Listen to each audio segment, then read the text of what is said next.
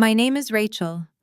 I am 34 years old, and until last Saturday, I thought I was hosting a beautiful baby shower for my best friend. Instead, I ended up funding the spectacular destruction of my marriage and my highly toxic in-laws. When the devastating truth flashed across a 100-inch projector screen for 50 wealthy guests to read, I did not shed a single tear. I simply pulled out my black card, shut the entire party down, and calmly signed my divorce papers. But the absolute best part came hours later when my husband confidently strutted into his mother's house, thinking he had won, only to watch her turn completely pale and ask him why I had not told him the real secret yet. Before I continue this story, let me know where you are watching from in the comments below. Hit like and subscribe if you have ever had to stand up to people who severely underestimated your worth. Growing up, I learned early on that independence was the only true safety net a woman could have. I built a career that everyone in my husband's family viewed with thinly veiled contempt. To them, I was just a humble home stager, a woman who arranged throw pillows and rented sofas to make houses look pretty. My husband Derek, a mid-level finance director who constantly bragged about his corporate title, loved to remind me how lucky I was that his salary kept us afloat. His mother Patricia treated me like the hired help who had somehow tricked her brilliant son into marriage. She prided herself on her old money aesthetic, constantly hosting lavish dinners and judging anyone who bought their clothes off the rack. My best friend Brittany was not much better. She was always obsessed with appearances, endlessly complaining about her lack of funds while aggressively pursuing a luxury lifestyle she could never afford. Yet, I was the one footing the bill for her extravagant baby shower at an exclusive downtown hotel. I had rented the grand ballroom, hired a 5-star catering team, and paid for the towering floral arrangements she absolutely insisted she needed to welcome her little miracle.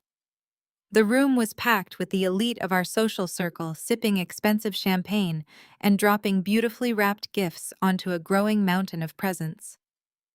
Derek was standing near the front of the room, loudly taking credit for the event planning while sipping his third whiskey.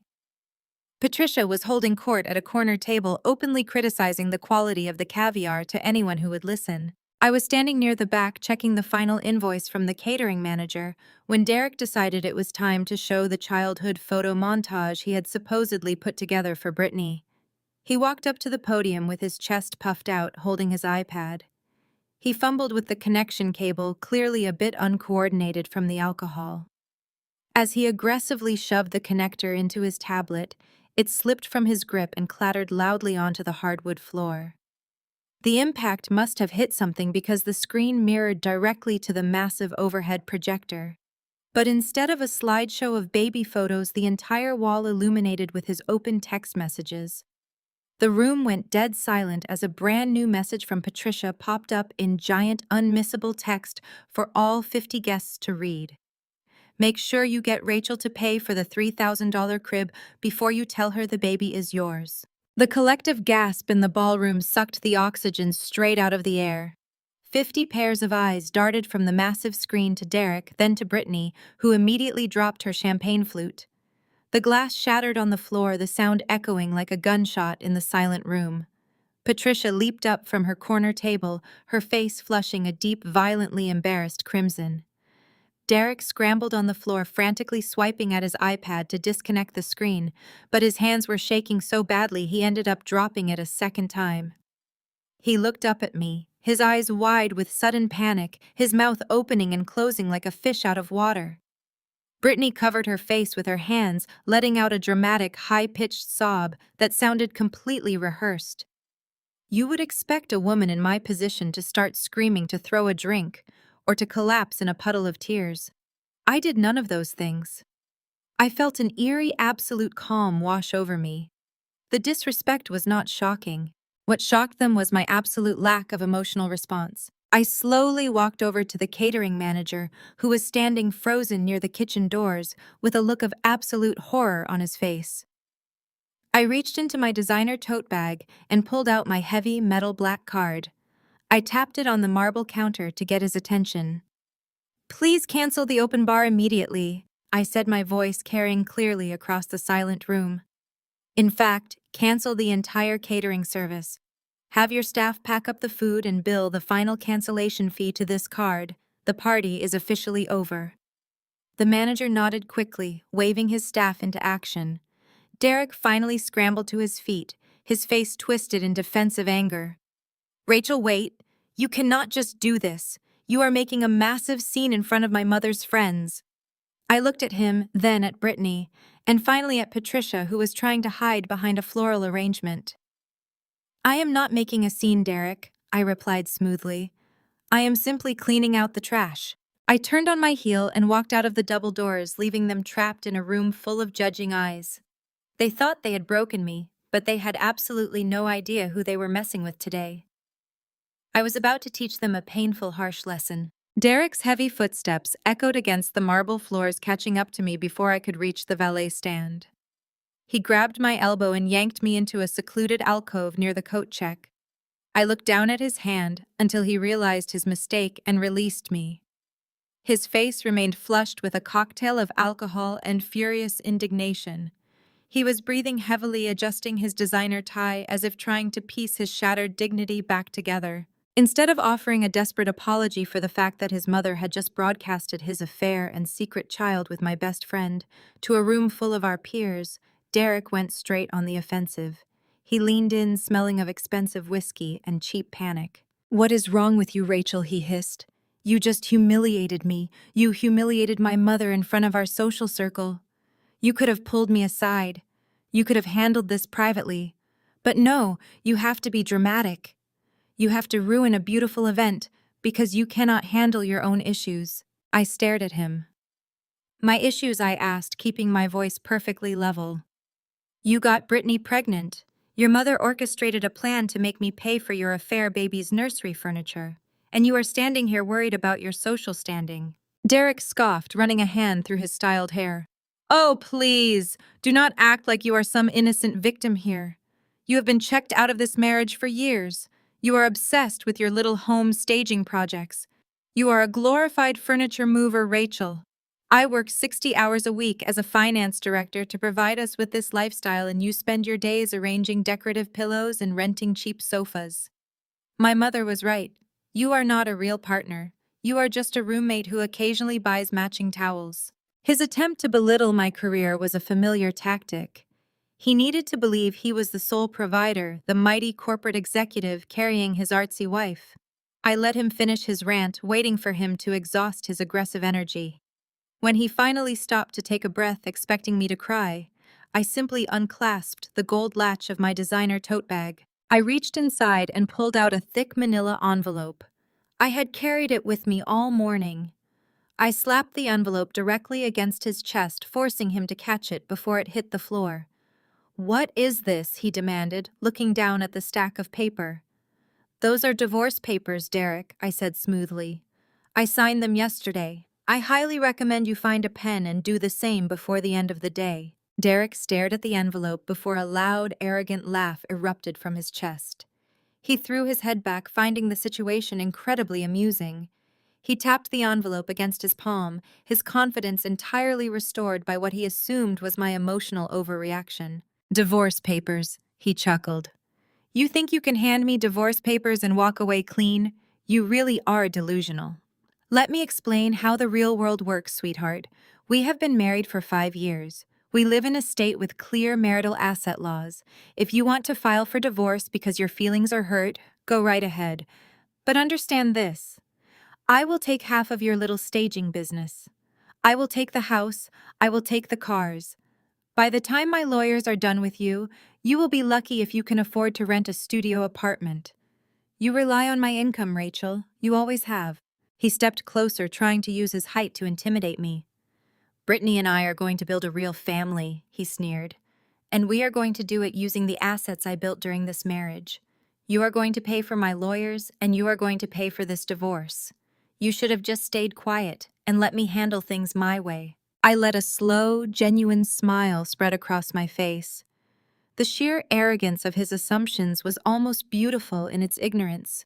I adjusted the strap of my tote bag and looked him directly in the eyes. "Derek, I said, my voice dropping to a calm volume. Do you remember when you got that promotion to finance director 3 years ago? You insisted we open a new joint checking account to manage your impressive salary. You said you were too busy to handle household bills, so you made me the primary account holder. You set up your entire corporate salary to direct deposit into that specific account. Every bonus, every paycheck, straight into the account I manage. His smug smile faltered slightly. The confusion was beginning to creep into his eyes, replacing the arrogant confidence. What does that have to do with anything? He demanded. That is our joint money. I nodded slowly. It was a joint account, yes. But as the primary account holder, I have certain privileges. I spent 20 minutes online last night while you were sleeping. I transferred every single cent of your executive salary into a private holding account under my name. Then I reported your debit cards as stolen. I legally froze your access to all joint funds pending the divorce settlement. Derek stopped breathing. His mouth fell open slightly, his eyes darting back and forth as my words processed. You did what he asked, his voice suddenly sounding very small. You have $0 to your name, Derek. The credit card you used to buy Brittany that diamond bracelet last week? Cancelled. The card you used for business lunches? Frozen. Your upcoming paycheck? It will bounce. You cannot afford a coffee. Have fun building your real family. Derek, I strongly suggest you start walking all the way back to your mother's empty house right now. The silence that followed my words was profound, but it did not last. The sharp clicking of designer heels echoed against the marble floor of the alcove. Megan, Derek's younger sister, marched around the corner with her jaw set tight and her eyes flashing with absolute venom. She had clearly been eavesdropping on our entire conversation. True to her nature as the family's protected golden child, she immediately stepped between me and her brother, acting as his self-appointed shield. Are you seriously threatening him over money? Rachel Megan spat, her voice trembling with manufactured outrage. You are actually trying to play the victim here after depriving my brother of a real family for half a decade. She stepped closer, pointing a manicured finger at my chest. Let us talk about real betrayal. Every single Thanksgiving, for the past 5 years, my mother had to sit at the head of her dining table and watch the family lineage die right in front of her. You sat there eating our food, drinking our wine, knowing full well you were entirely barren. You knew you could never give Derek a child, yet you trapped him in this dead-end marriage anyway. Brittany is doing what you were physically incapable of doing. She is giving my brother a legacy. You should be thanking her on your hands and knees instead of throwing a pathetic tantrum over a bank account. Her words were designed to strike the deepest, most agonizing nerve a woman could possess. For years, this family had used my supposed fertility issues as a weapon, wielding it during every holiday gathering, to remind me of my inherent failure as a wife. Derek stood behind his sister, his chest puffing out slightly, clearly emboldened by her vicious defense.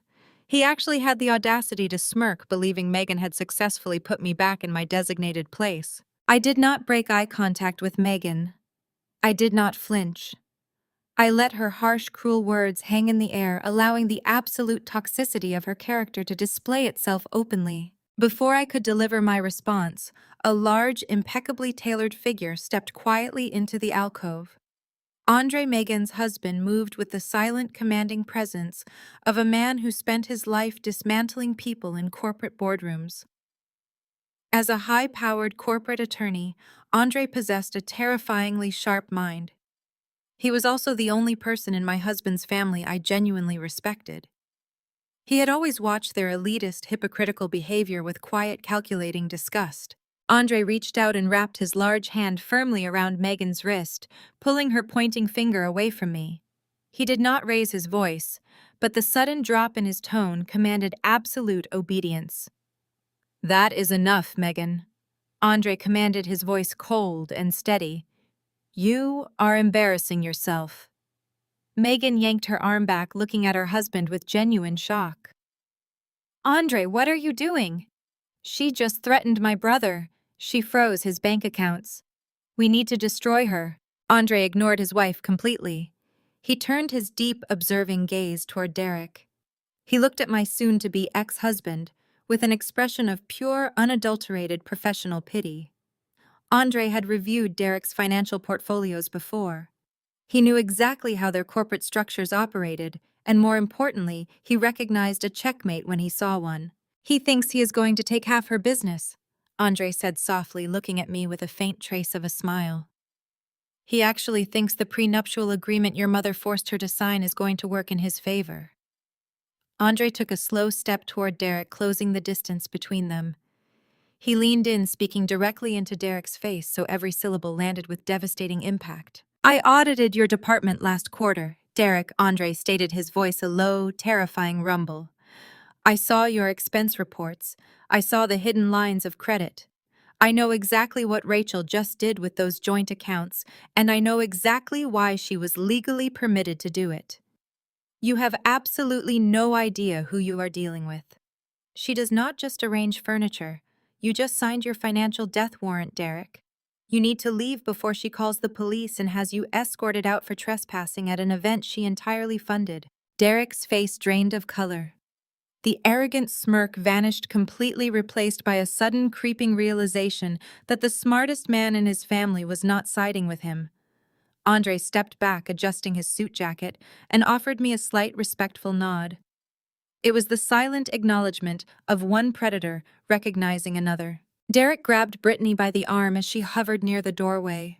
Without saying another word, he practically dragged his pregnant mistress down the hotel corridor, fleeing the venue like a common thief caught in the act.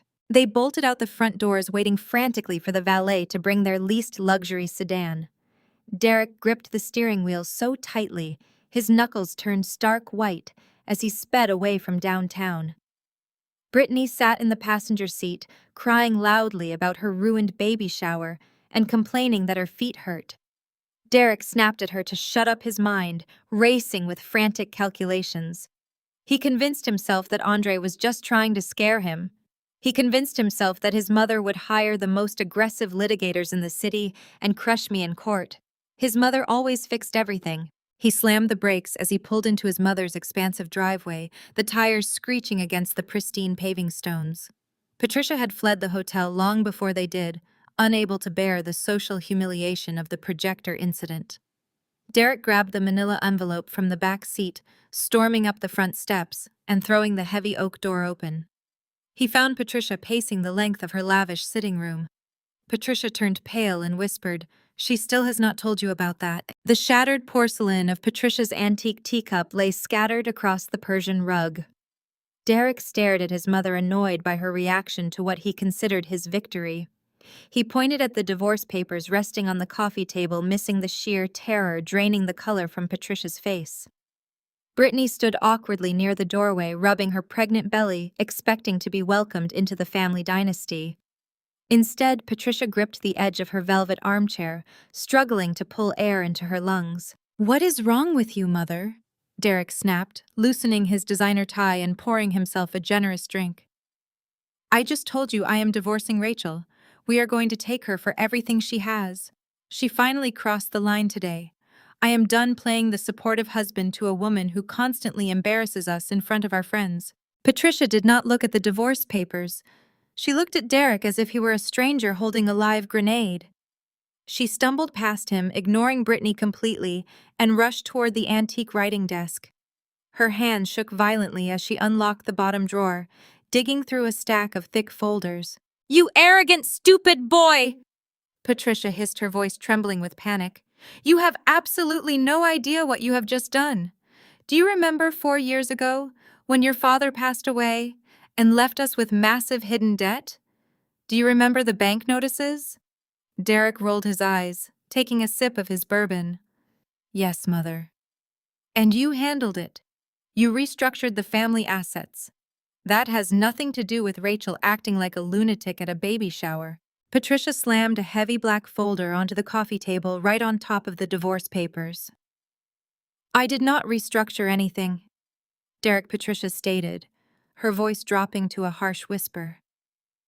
"I was bankrupt. The bank initiated foreclosure proceedings. We were 30 days away from being dragged out of this house by the sheriff. We were about to lose the country club memberships, the cars, our entire social standing. We were completely ruined. Brittany shifted uncomfortably by the door, calculating the actual net worth of the family she was marrying into. Derek frowned, setting his crystal glass down. He looked at the black folder, then back to his mother. But we did not lose the house, Derek argued, crossing his arms defensively. We are standing in it right now. You found a private investor.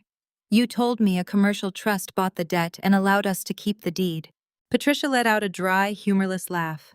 Yes, a blind trust bought the debt. A trust represented by an aggressive corporate law firm. They paid off the bank in full. They saved us from total social destruction. I thought it was a miracle. I thought some old business associate of your father had stepped in to quietly save our legacy. She pushed the black folder toward Derek, her hands shaking so badly the brass clasp rattled. Open it, she commanded. Look at the signature on the guarantor line. Look at who actually owns the trust that holds the deed to this house. Derek rolled his eyes again, clearly exasperated by his mother's theatrical display. He flipped open the heavy cover and scanned the dense legal jargon. His eyes skipped past the financial figures, searching for the signature page. When he finally found it, he froze. His brow furrowed in deep confusion. He read the name once. He read it a second time. Rachel Wilson. Derek read aloud, his voice flat with utter disbelief. He looked up, a condescending smirk starting to form on his lips. This is a mistake. Rachel is a home stager.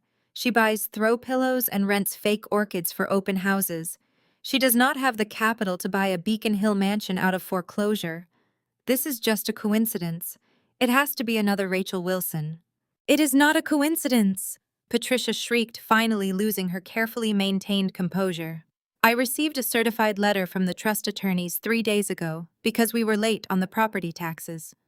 The letterhead was from Rachel's primary holding company. She owns the debt, Derek. Your plain, boring home staging wife is the chief executive officer of a commercial real estate trust. She bought our debt to save us from public ruin, and she never said a single word about it. Derek shook his head, refusing to let the reality of the situation penetrate his massive ego. That is impossible. If she had that kind of money, she would have bragged about it. She would have used it to control me. She is using it to control us right now, Patricia cried out, grabbing a specific page from the folder and thrusting it into Derek's chest. Read Clause Section 7. Read the strict morality and character clause. Derek snatched the paper from her hand, his eyes scanning the highlighted paragraph. The legal text was dense, but the meaning was terrifyingly clear. The trust allowed the current residents to remain in the property indefinitely, provided that the primary resident's son, Derek Wilson, remained legally married and faithful to the trust's guarantor. Any breach of marital fidelity or the initiation of divorce proceedings by either party would immediately nullify the grace period. If you cheat on her, if you leave her, the trust has the absolute legal right to demand the balance in full immediately. Patricia explained, her voice cracking with terror. And if we cannot pay it, they can evict us. In 30 days, Derek. 30 days. We will be thrown out on the street, all of us. Your sister, me, everyone. Brittany gasped loudly. Derek, you promised we would live here. Derek crumpled the document, his face turning purple. He refused to accept that the woman he belittled held his strings. This is a bluff, Derek shouted. He stormed out the door to call his ruthless lawyers immediately. Derek paced his mother's driveway, phone pressed against his ear, barking orders at the receptionist. He demanded an emergency meeting with Arthur Vance, a notoriously ruthless family law attorney. Vance dismantled spouses with surgical precision, leaving them with nothing. That was exactly what Derek wanted. He wanted Rachel completely financially ruined for freezing his accounts. Brittany scrambled into the passenger seat, complaining about the stress. Derek ignored her, fixated on the prenuptial agreement sitting in his mother's safe. Patricia had insisted upon it 7 years ago, terrified a penniless interior designer would trap her son and steal his future earnings. She hired sharks to draft a document so ironclad that Rachel would walk away with absolutely nothing. Derek smiled as he sped toward the financial district.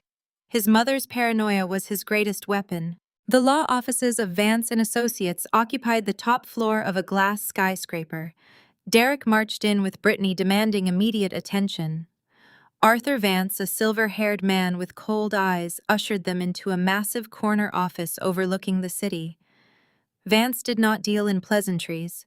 He gestured for them to sit across from his sprawling mahogany desk and steepled his fingers waiting for Derek to speak. Derek dropped a thick manila folder onto the polished wood surface.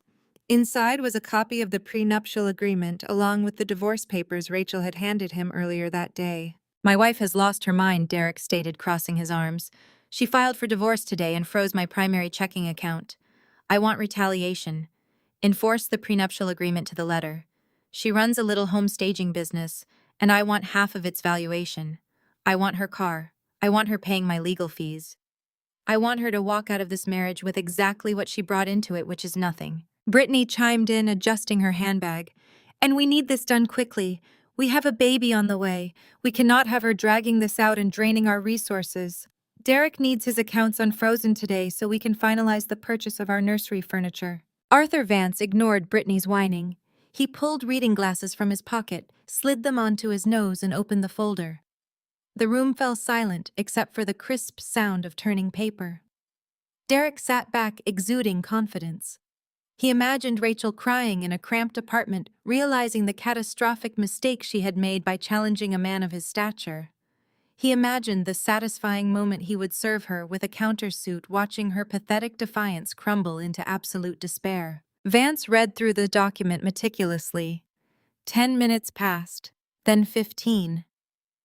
The silence in the spacious office grew heavy, thick with an unspoken tension Derek was too arrogant to notice.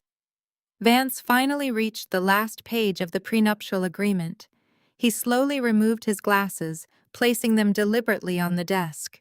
He did not look at the paperwork anymore. He looked at Derek. For the first time in his formidable career, the ruthless attorney looked at a client with an expression of profound, unadulterated pity. "Mr. Wilson."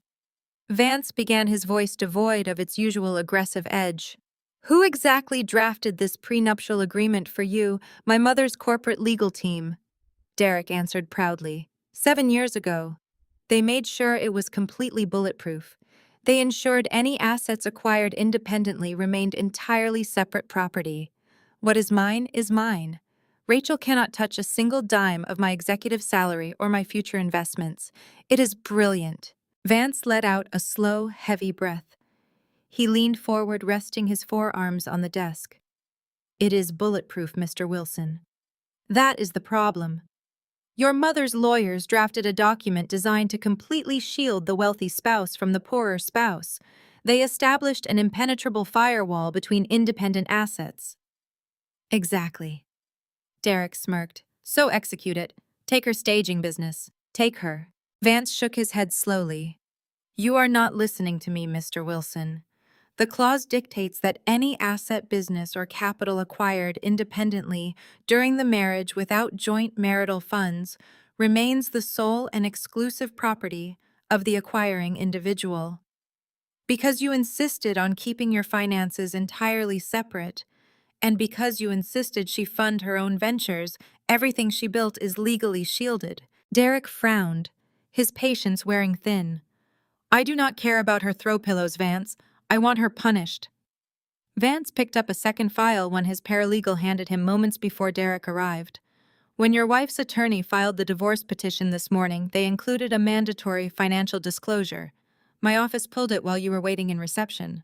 I needed to see what we were going after." Vance turned the disclosure document around and pushed it across the desk toward Derek. "Rachel does not own a home staging business, Derek. She owns a commercial real estate holding firm. She operates under an LLC that she funded independently 5 years ago." Derek stared at the paper, his eyes scanning the numbers.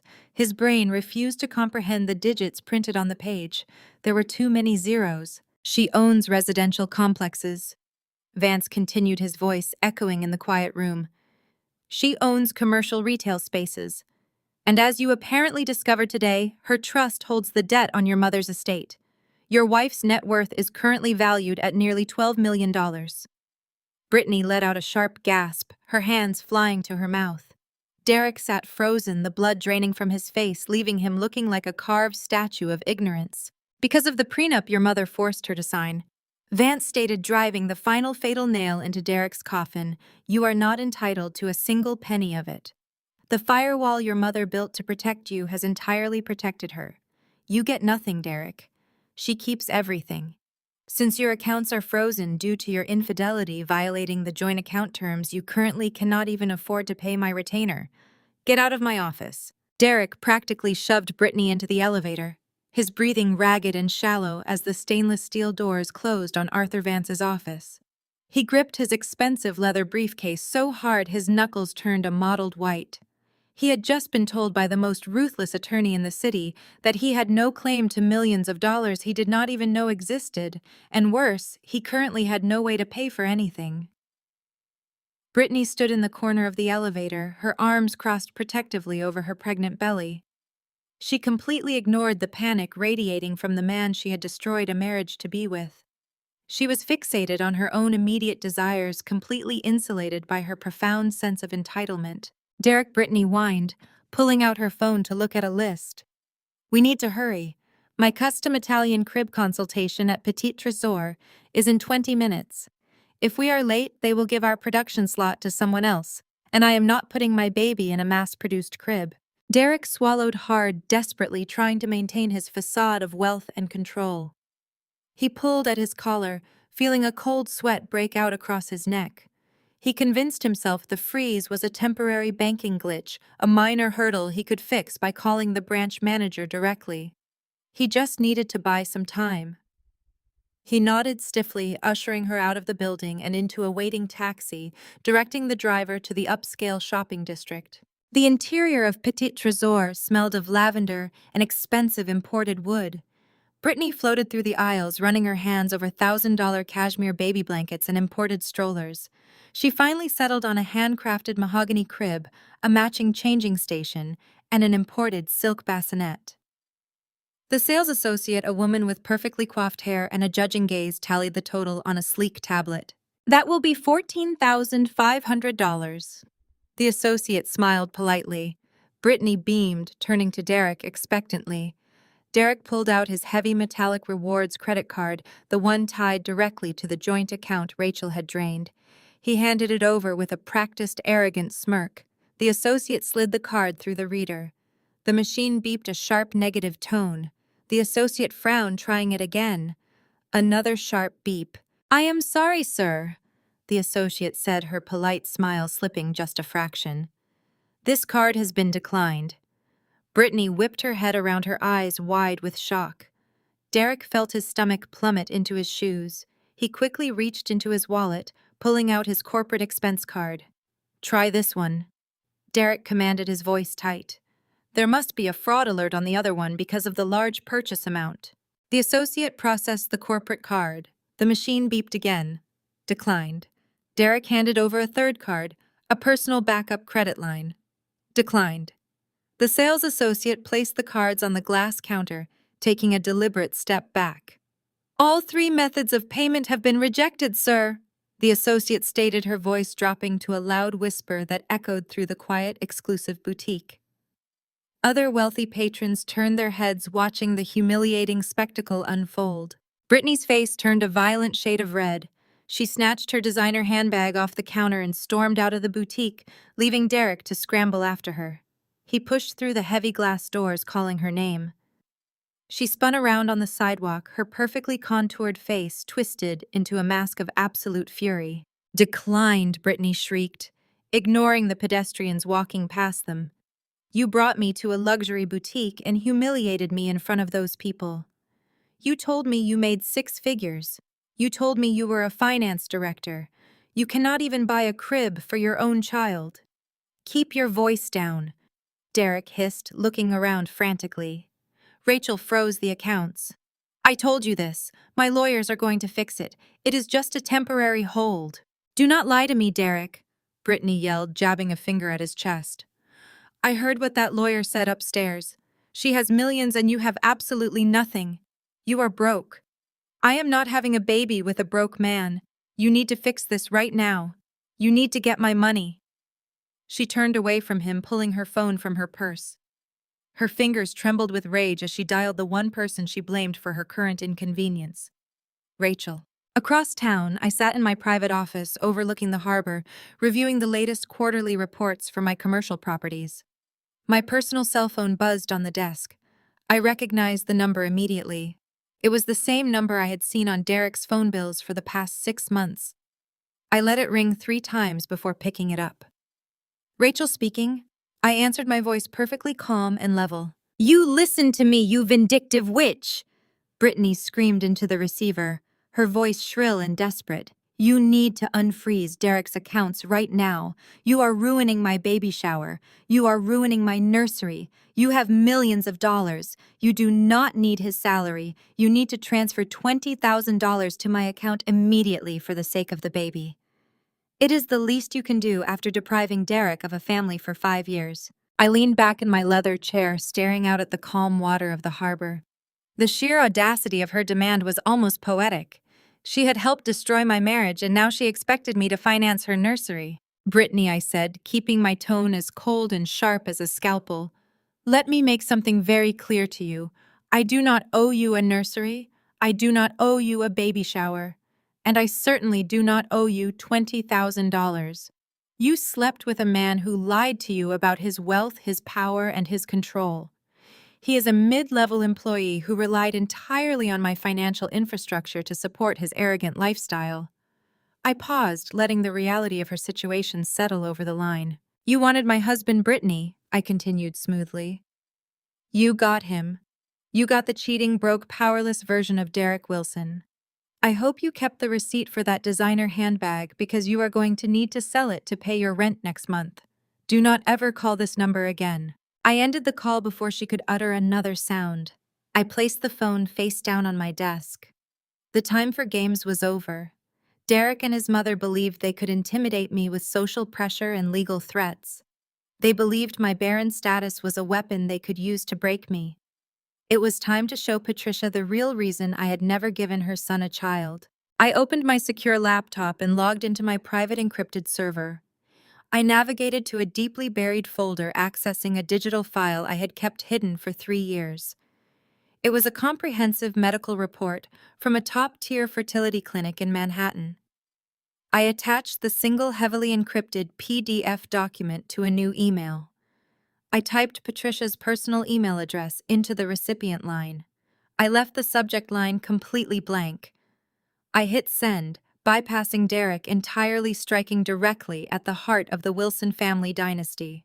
Patricia's phone chimed. She sat alone in her foreclosed living room, impending financial ruin pressing down. She stared at the screen, her heart hammering. The sender was Rachel. The subject line was blank.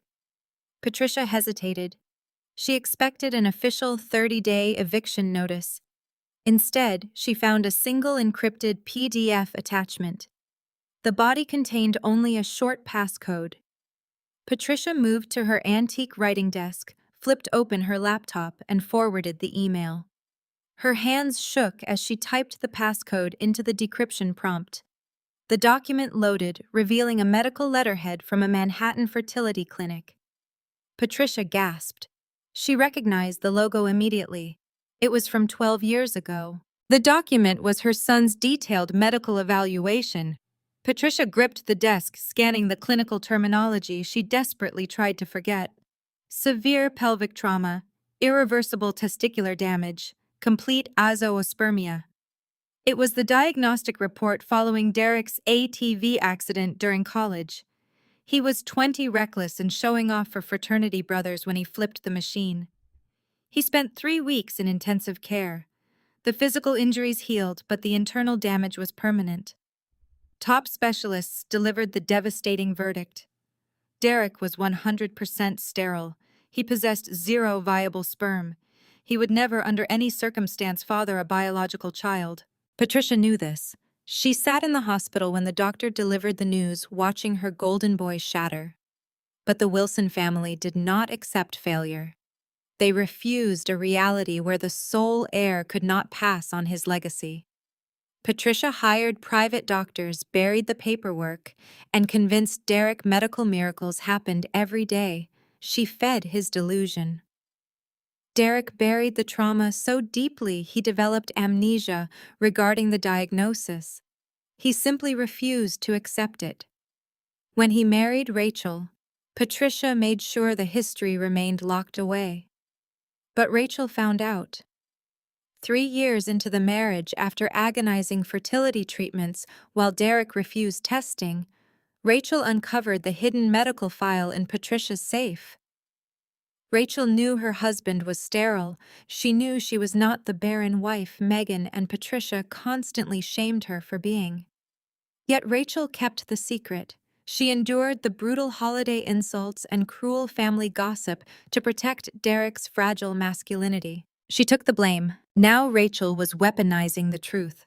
Patricia stared at the glowing screen, her mind racing to connect the catastrophic dots. If Derek was unequivocally sterile, the timeline made absolutely no sense. Patricia looked toward the foyer as the front door slammed open. Derek stormed inside, his face flushed angry crimson.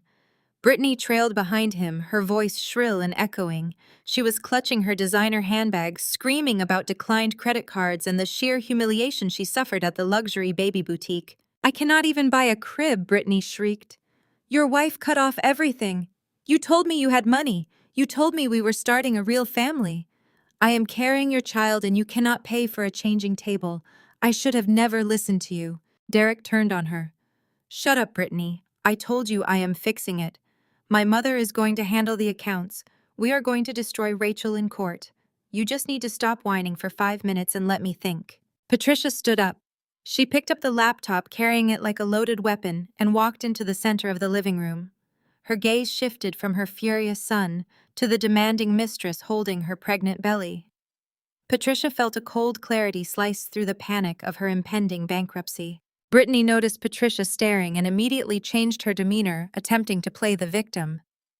"Patricia, please tell him to fix this." Brittany sniffled, rubbing her stomach dramatically. "The baby is coming in 3 months. We need to prepare the nursery. We need funds released." Patricia did not offer sympathy. She did not offer a solution. She placed the laptop on the coffee table, turning the screen so the bright white medical document faced her son and his mistress. "Stop touching your stomach, Brittany," Patricia commanded, her voice dropping to a harsh, icy register. Derek frowned, stepping forward. "Mother, what is wrong with you? We need to call the bank. Rachel has completely cut us off." Patricia ignored him, keeping her dead eyes locked on Brittany. "I said stop touching your stomach. Stop pretending this is a Wilson family issue." Brittany froze, her hand hovering over her maternity dress. "What are you talking about? I am carrying your grandson." Patricia let out a breathless laugh. It was a terrifying sound. She pointed a trembling finger at the screen. "Read the document, Derek. Read the file Rachel just emailed. It is from the Manhattan Fertility Center. It is your diagnostic chart from the accident 12 years ago." Derek looked down. His eyes darted across the highlighted medical jargon. "Complete azoospermia, irreversible sterility, 0% chance of natural conception." The psychological block he had maintained for a decade began to crack. Color drained from his face. He stepped back, bumping into the velvet sofa, his breathing rapid and shallow. "No," Derek whispered, shaking his head. "No, that is not right. The doctors said there was a chance. They said it was just a low sperm count." "They said you were completely sterile," Patricia snapped, shattering his delusion permanently. "You cannot have children, Derek. You never could." Rachel knew the entire time. She took the blame for being barren to protect your ego. Patricia turned her gaze back to the mistress by the door. Brittany looked like she was about to pass out. Her fake tears vanished, replaced by genuine, unadulterated terror. She took a slow step backward toward the exit. "So," Patricia said, her voice echoing in the silence of the mansion, "since my son is physically incapable of producing a child, I want you to look me in the eyes and tell me the truth. If Derek is completely sterile, who exactly is the father of that baby?" Derek stared at the screen, the clinical words blurring together. He violently shoved the laptop off the coffee table. It crashed onto the Persian rug, the screen cracking down the middle. He pointed a trembling finger at his mother. That is a lie, he roared, his voice cracking with panicked rage. Rachel fabricated that document. She hacked your email and sent a forged medical file because she knows I am leaving her. She is trying to poison my future because she is a barren, bitter woman. Patricia stared at him, exhausted by his relentless delusion. You were in the hospital bed, Derek. The doctors told you to your face. Derek grabbed Brittany by the arm, ignoring her terrified, pale expression. We are leaving, he snapped, dragging her toward the heavy mahogany doors. Do not ever bring this garbage up to me again. He stormed out of the house, desperate to regain the control slipping through his fingers. He needed to crush Rachel. He needed to prove he was the powerful man he believed himself to be, a man who ruined people who crossed him. The following morning, Derek marched into his corporate office, channeling his suppressed panic into aggressive action. As finance director of a major regional investment firm, he wielded significant leverage over local real estate developers. He sat at his sleek glass desk, pulled up his vast list of professional contacts, and targeted the one thing he believed Rachel valued the most: her fragile little home staging business. He knew she had recently submitted a massive bid to stage a new luxury condominium project in the financial district. The developer, Sterling Properties, relied heavily on Derek's firm for their mezzanine financing. Derek dialed the CEO of Sterling Properties. He skipped usual pleasantries.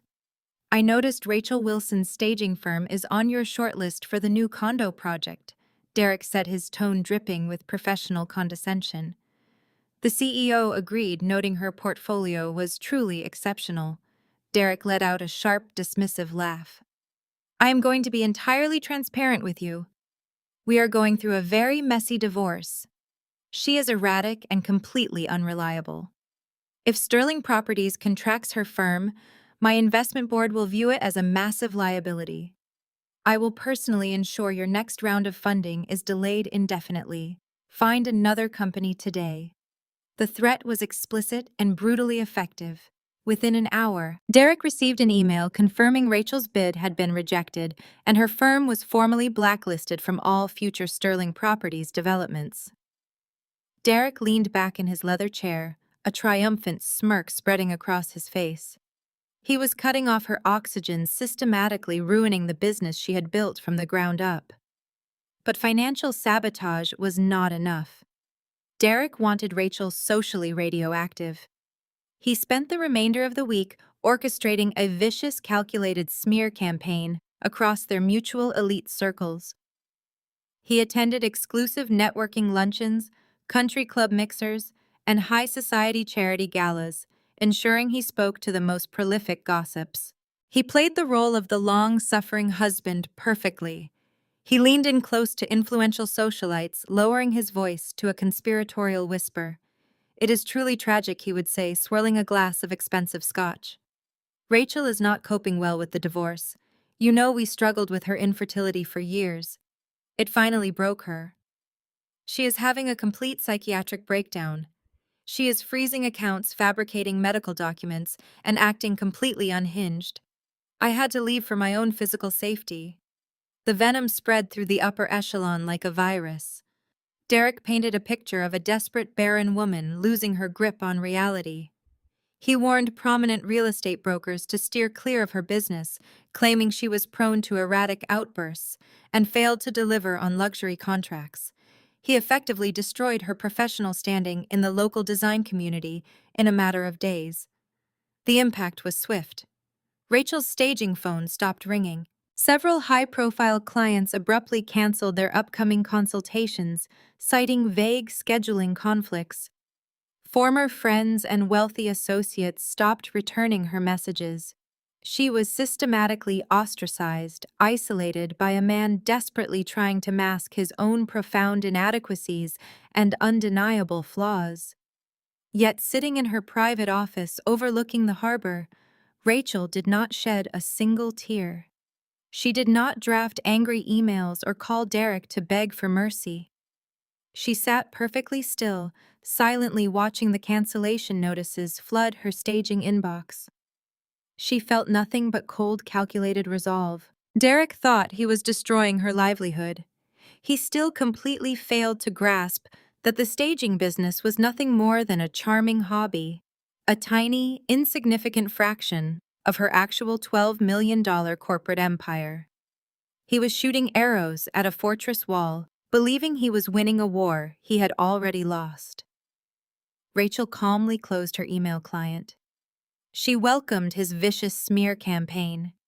Every lie he told, every developer he threatened, and every account he sabotaged only provided her legal team with more ammunition for the divorce proceedings.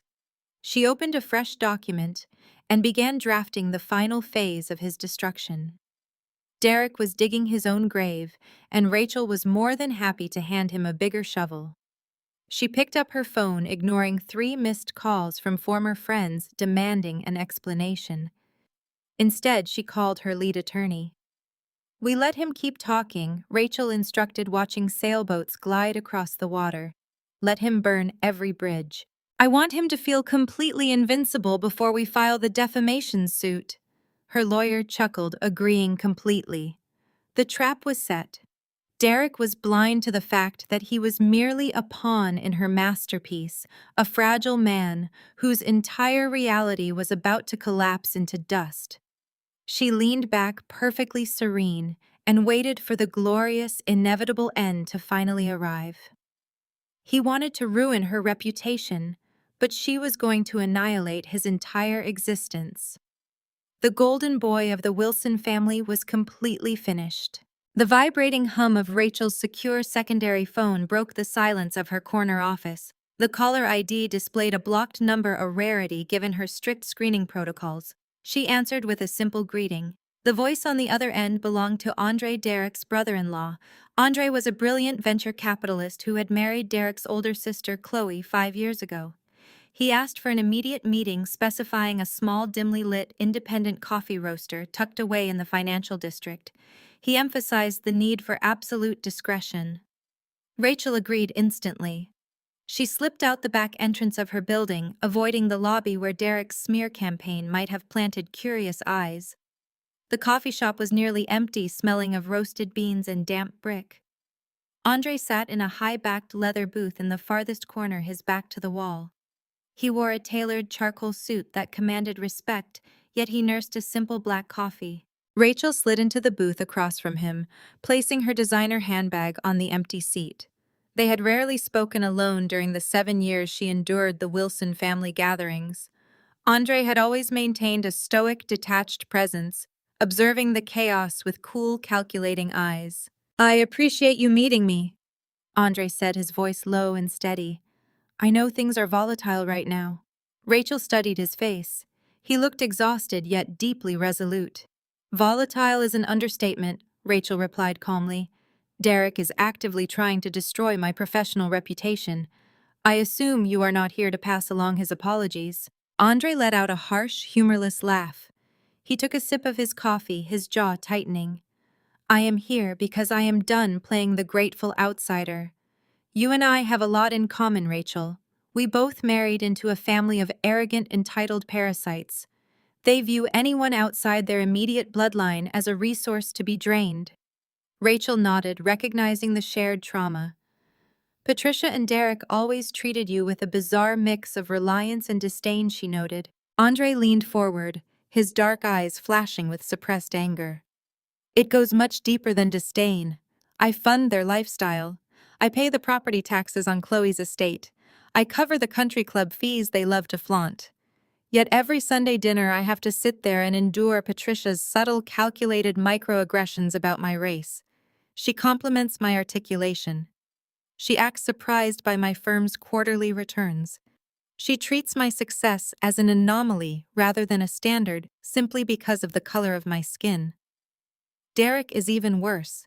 He constantly makes dismissive jokes about affirmative action disguised as corporate banter. They take my money, and they look down on me while spending it." Rachel felt a surge of genuine respect for the man sitting across from her. She had endured their snobbery, but Andre had endured their deeply ingrained bigotry while literally keeping them afloat.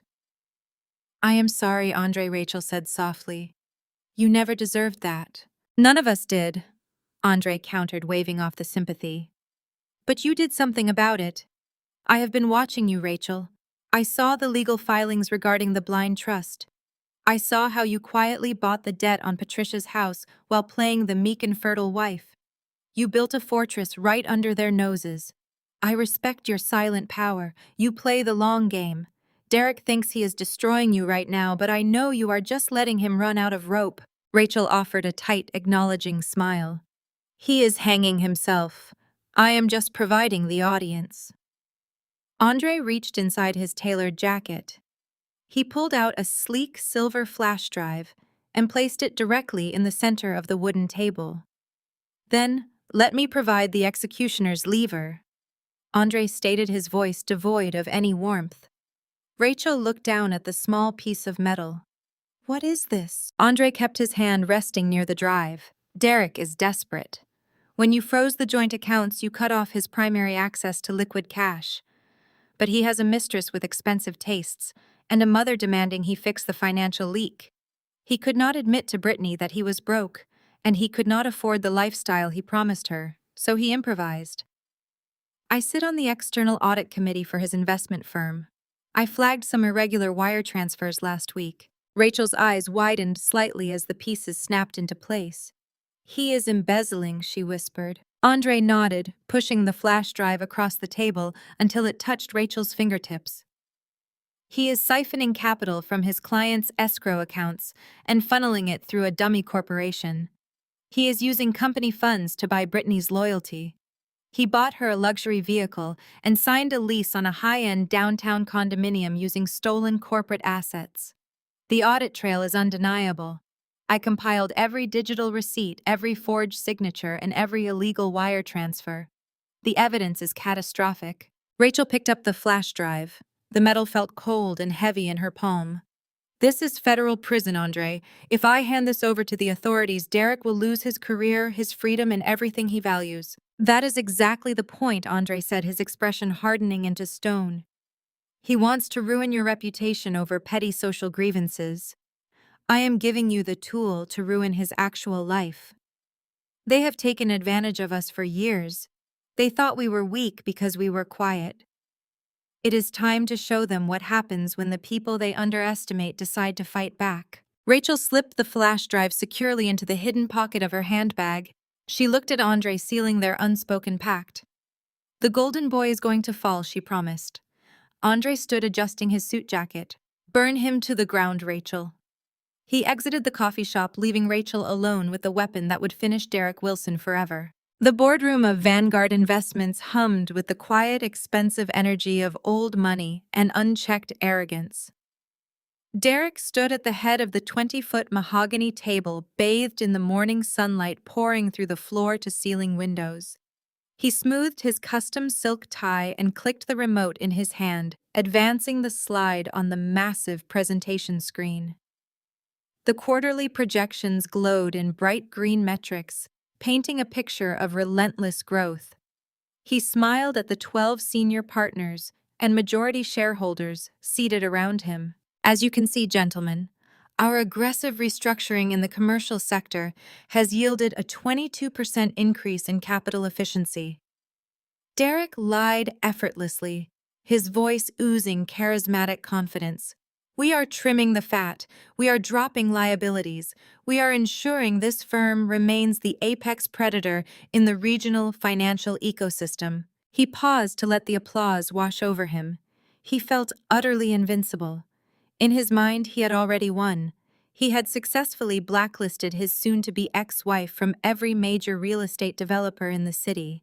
He had poisoned her reputation among their elite social circle. He had a beautiful pregnant mistress moving into a luxury downtown condominium funded entirely by the invisible siphon he had attached to the firm's escrow accounts. He was a master of the universe. He was the golden boy who could do no wrong. The heavy double doors at the back of the boardroom suddenly clicked unlatched. The heavy mahogany swung open with a slow, deliberate creak that silenced the room. Derek frowned, annoyed by the interruption.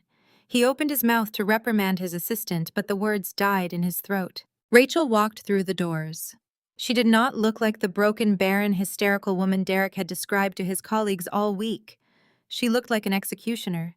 She wore an immaculate razor-sharp ivory designer suit that radiated power and absolute control.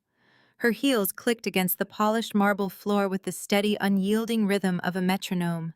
She carried a sleek black leather briefcase and held her chin high, her expression completely devoid of emotion. Derek felt a hot flash of rage replace his initial shock. His face twisted into a mask of cruel condescension. He gripped the edge of the table and laughed a loud, theatrical sound meant to assert his dominance. "Rachel, what on earth are you doing here?" Derek asked, looking around at the confused board members. He shook his head, playing the role of the long-suffering victim. "Gentlemen, I apologize. This is my soon-to-be ex-wife. As I mentioned to some of you, she has been experiencing a severe psychiatric episode regarding our divorce. She is deeply unwell." Rachel did not stop walking. She moved past the junior executives, her gaze locked dead on Derek. Derek snapped his fingers, pointing at the two security guards stationed near the entrance. "Escort this woman out of the building immediately." Derek ordered, his voice echoing in the large room. "Call the police and have her cited for trespassing. I will not have my boardroom disrupted by a disgruntled, hysterical woman who cannot accept that her marriage is over." The guards stepped forward, reaching out to grab Rachel by the arms. "If you touch me, you will both be unemployed before your shifts end," Rachel stated. Her voice was not loud, but the absolute chilling certainty in her tone caused the heavy-set guards to freeze in their tracks.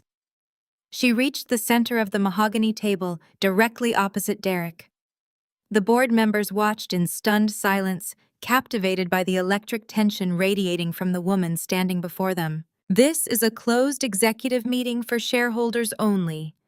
Derek spat, his face turning a mottled crimson as he realized the guards were not moving. "You have absolutely zero business being in this building. Get out before I have you physically dragged onto the pavement." Rachel unclasped her briefcase. She did not yell. She did not cry.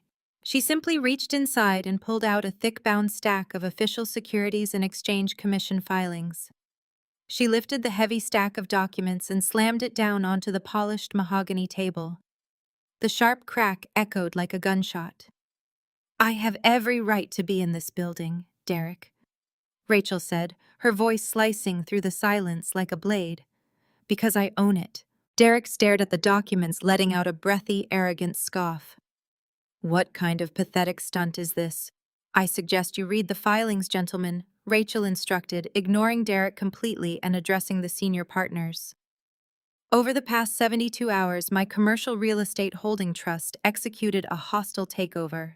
Through a series of aggressive blind acquisitions and leveraged buyouts of your silent partners, my firm quietly purchased 51% of Vanguard Investments." The room erupted. Chairs scraped against the floor as three senior partners practically dove across the table to grab the SEC documents. Derek stood paralyzed, his mouth opening and closing like a suffocated fish. "That is impossible," Derek stammered, the color draining rapidly from his face. "You stage houses. You rent cheap throw pillows. You do not have the capital to buy a sandwich, let alone a financial institution." The senior managing partner, an elderly man named Harrison, flipped rapidly through the pages. His eyes widened behind his wire-rimmed glasses. He looked up, his face pale with shock. "She is telling the truth, Derek. The ink is dry. The transfers cleared this morning. Rachel Wilson is our new majority shareholder. She possesses absolute controlling interest over this entire firm." Derek gripped his hair, his perfect reality shattering into jagged, unfixable pieces. He looked at Rachel, his eyes wide with a terrifying realization. The woman he had relentlessly mocked, the woman he had tried to destroy, was now his ultimate boss.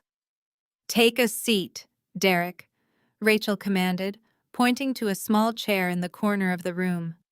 "You and I have a lot to discuss." Rachel moved to the head of the table, taking the seat Derek had occupied seconds earlier. She opened her briefcase one more time. She reached into the hidden pocket and pulled out the small silver flash drive Andre had given her the day before. She placed it deliberately next to the SEC filings. "Now that I own this company," Rachel announced, locking eyes with her terrified husband, "we are going to perform an immediate forensic audit of the escrow accounts." Derek stopped breathing. He stared at the flash drive, recognizing the absolute end of his life. "Let us see what you have been buying, Derek." Rachel smiled. Rachel did not wait for Derek to fully process his failure. She slowly slid the flash drive into the boardroom table. The massive screen that displayed Derek's fabricated projections flickered and shifted. The bright green metrics vanished, replaced by stark, undeniable rows of illicit financial transfers. Rachel leaned back, watching the senior partners lean forward in horror. These documents detail the draining of client escrow accounts over the past 7 months. Rachel explained, her voice steady. You will notice a recipient labeled Apex Consulting, a dummy corporation, registered in Delaware. The sole signatory is your former finance director, Derek Wilson. He has been funneling corporate assets to finance a luxury downtown condominium and a rather expensive lifestyle for his pregnant mistress. Harrison, the senior managing partner, adjusted his glasses, his face turning pale as he scrutinized the projected bank statements. The trail highlighted how Derek bypassed compliance measures using loopholes he designed. Harrison slammed his hand against the table. Is this true? Derek Harrison demanded, his voice shaking with absolute fury. You have been stealing from our clients to fund a personal affair. Derek scrambled out of his small chair, his face slick with sweat.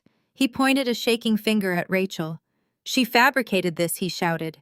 This is a smear campaign by a vindictive woman executing a hostile takeover to ruin my life. She framed me. Rachel let out a dismissive laugh. I did not need to hack anything, Derek. The audit committee flagged the anomalies last week.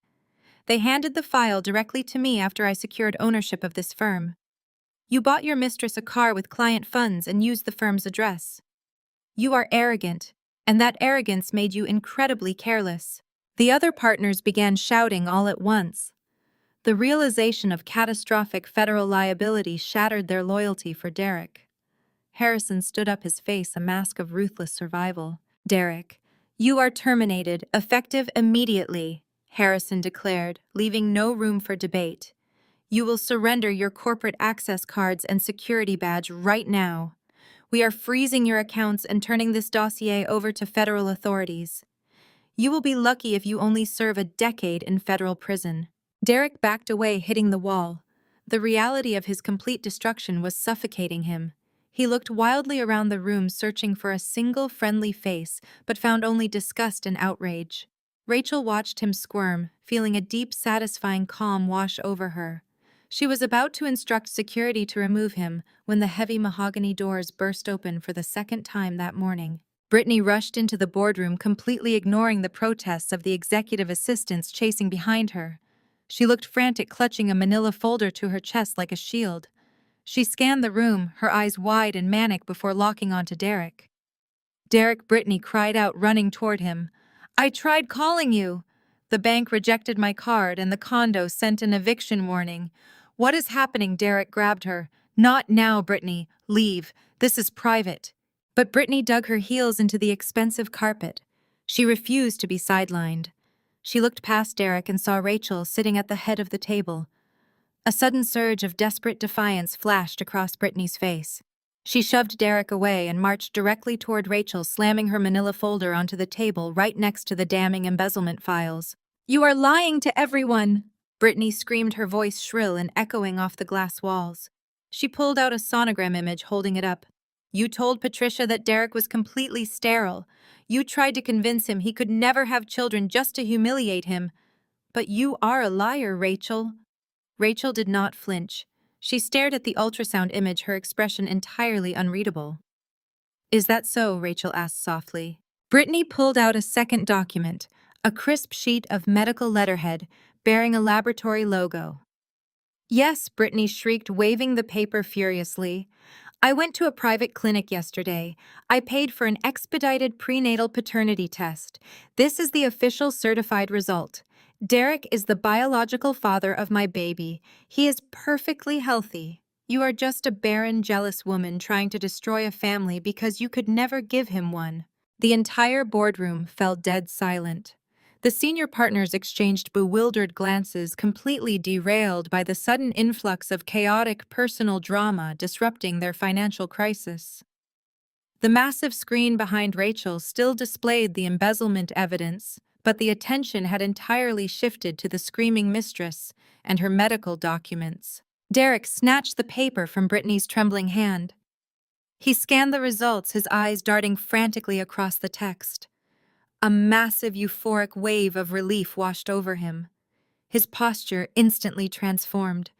The crushing weight of the embezzlement charges seemed to temporarily vanish, replaced by the overwhelming validation of his fragile masculinity. He puffed out his chest, stepping forward to stand beside Brittany.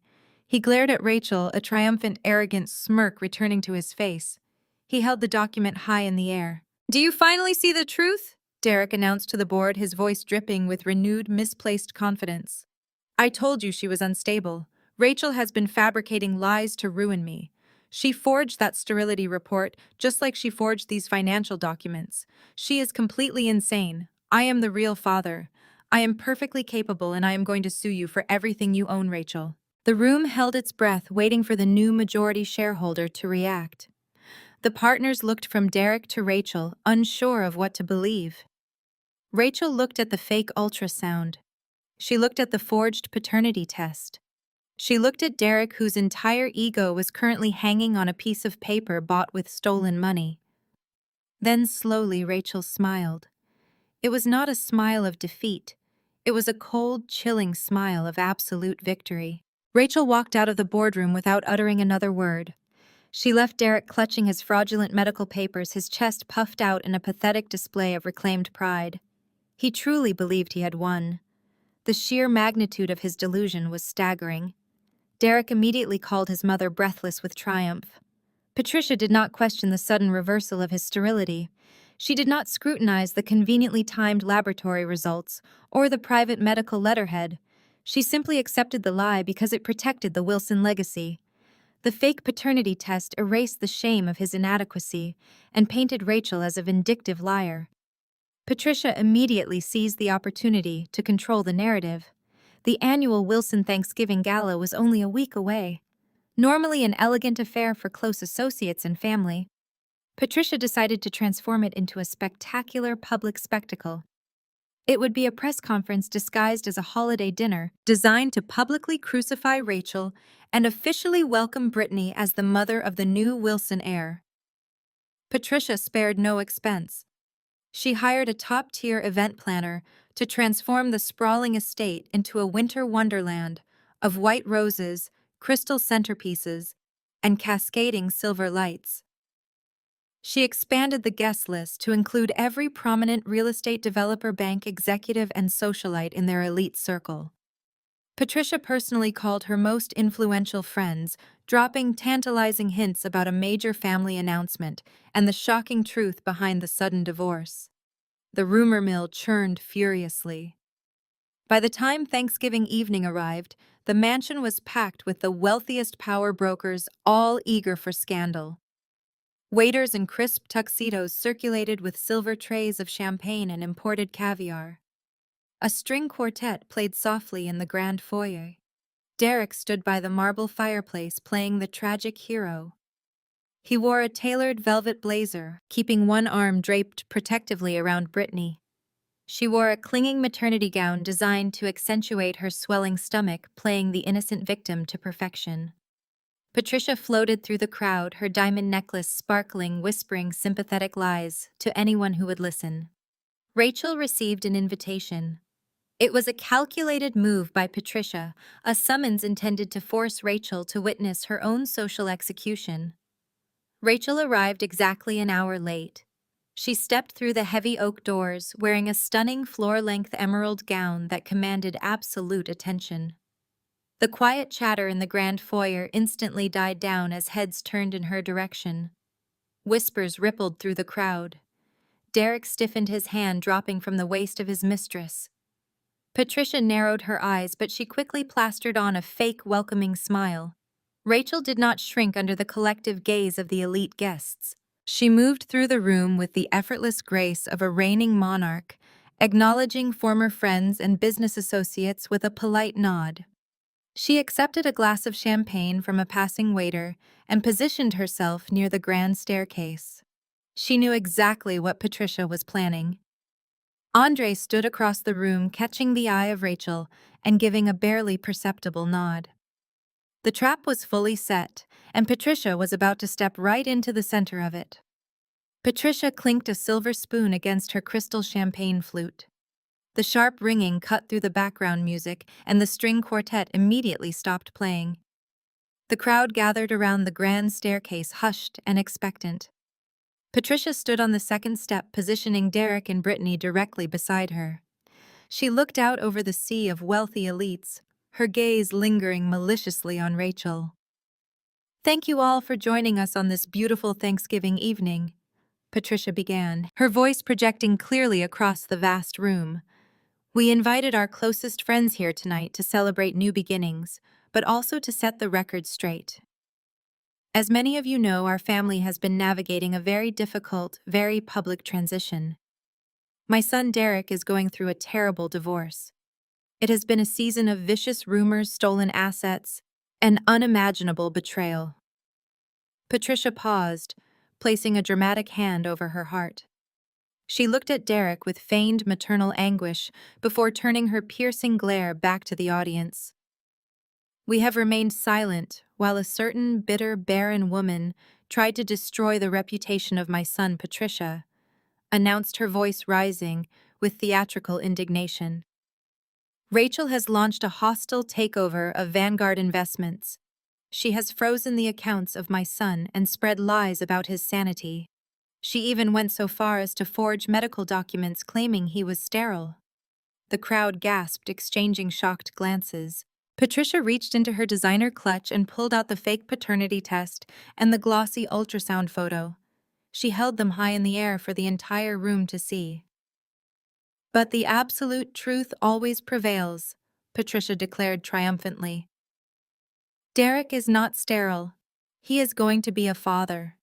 This beautiful young woman, Brittany, is carrying the next Wilson heir. Rachel fabricated everything because she is consumed by profound jealousy. She could never give Derek a child, so she decided to steal his company and ruin his life out of pure malicious spite." Patricia smiled down at Rachel, expecting to see a broken, humiliated woman fleeing the room in tears. Instead, Rachel stood perfectly still, took a slow sip of her champagne, and smiled. The silent elite crowd waited for Rachel to break under the crushing weight of public humiliation. They anticipated a dramatic exit, a tearful apology, or a frantic, messy denial. Rachel provided none of those things. She simply held her crystal glass, radiating an intimidating aura of absolute control. The forged documents in the trembling hands of Patricia were nothing but a desperate illusion, a flimsy paper shield against an incoming hurricane. Derek glared down at her from the staircase, his chest puffed with false victory. They thought they had finally won. They had no idea the real devastation had not even started yet.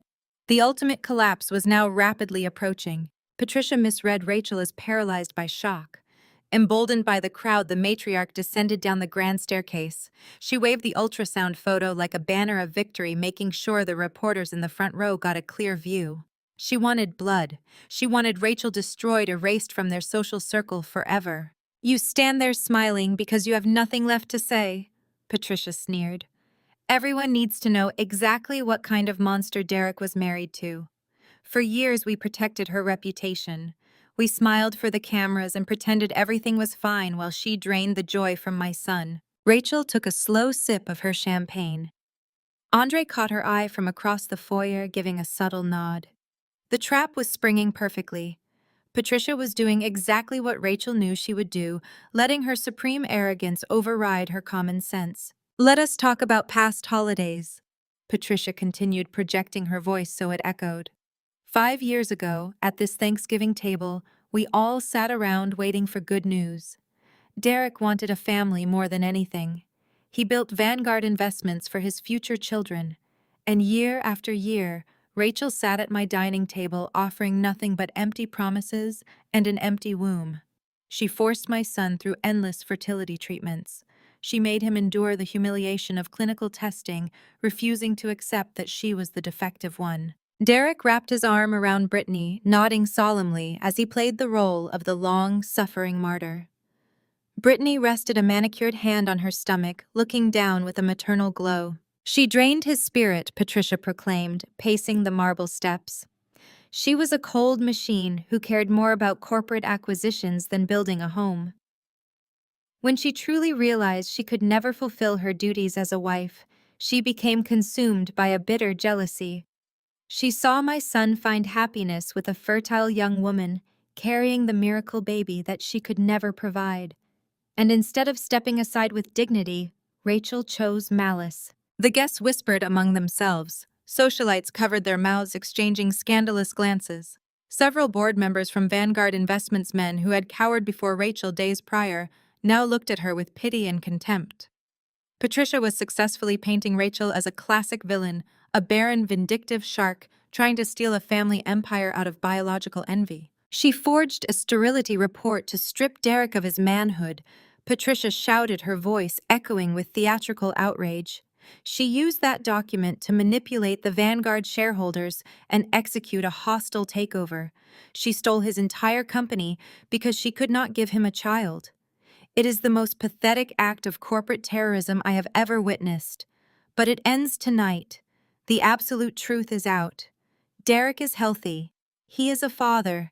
And you, Rachel, are nothing but a fraud who is about to face federal prison for corporate espionage. Patricia finished her monologue chest, heaving her diamond necklace catching the chandelier light.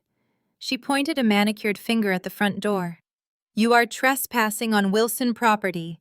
Get out of my house right now before I have security throw you onto the pavement where you belong.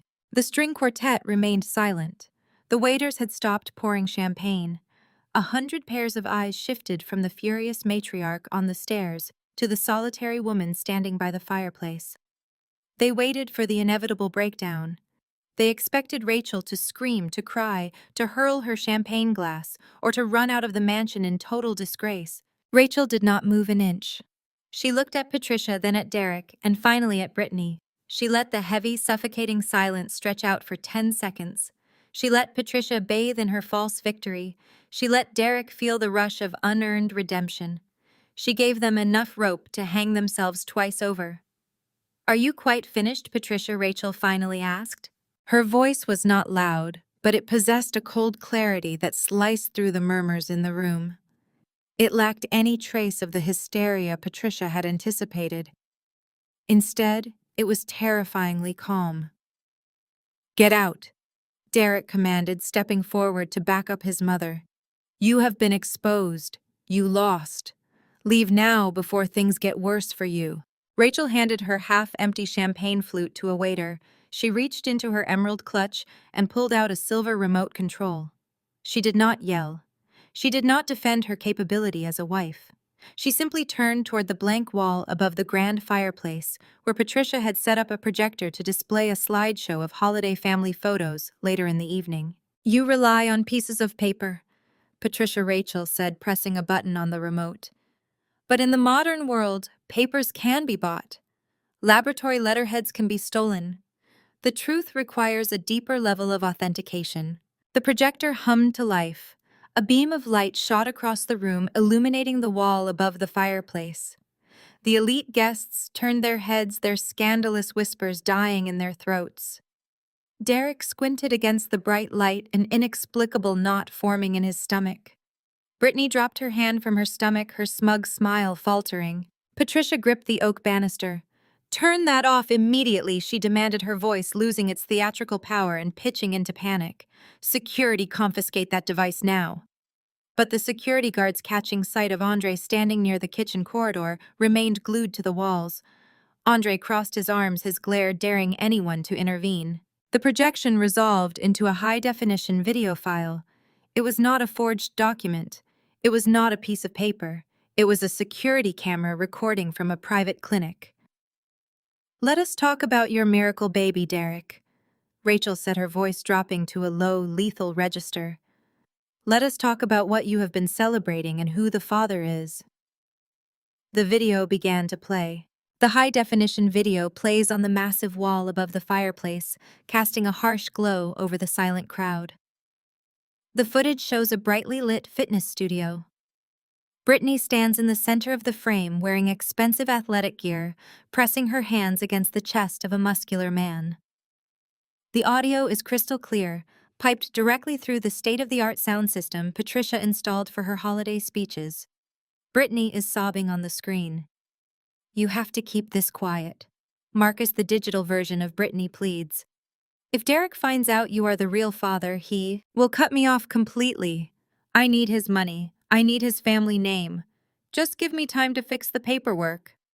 Patricia drops her crystal champagne flute.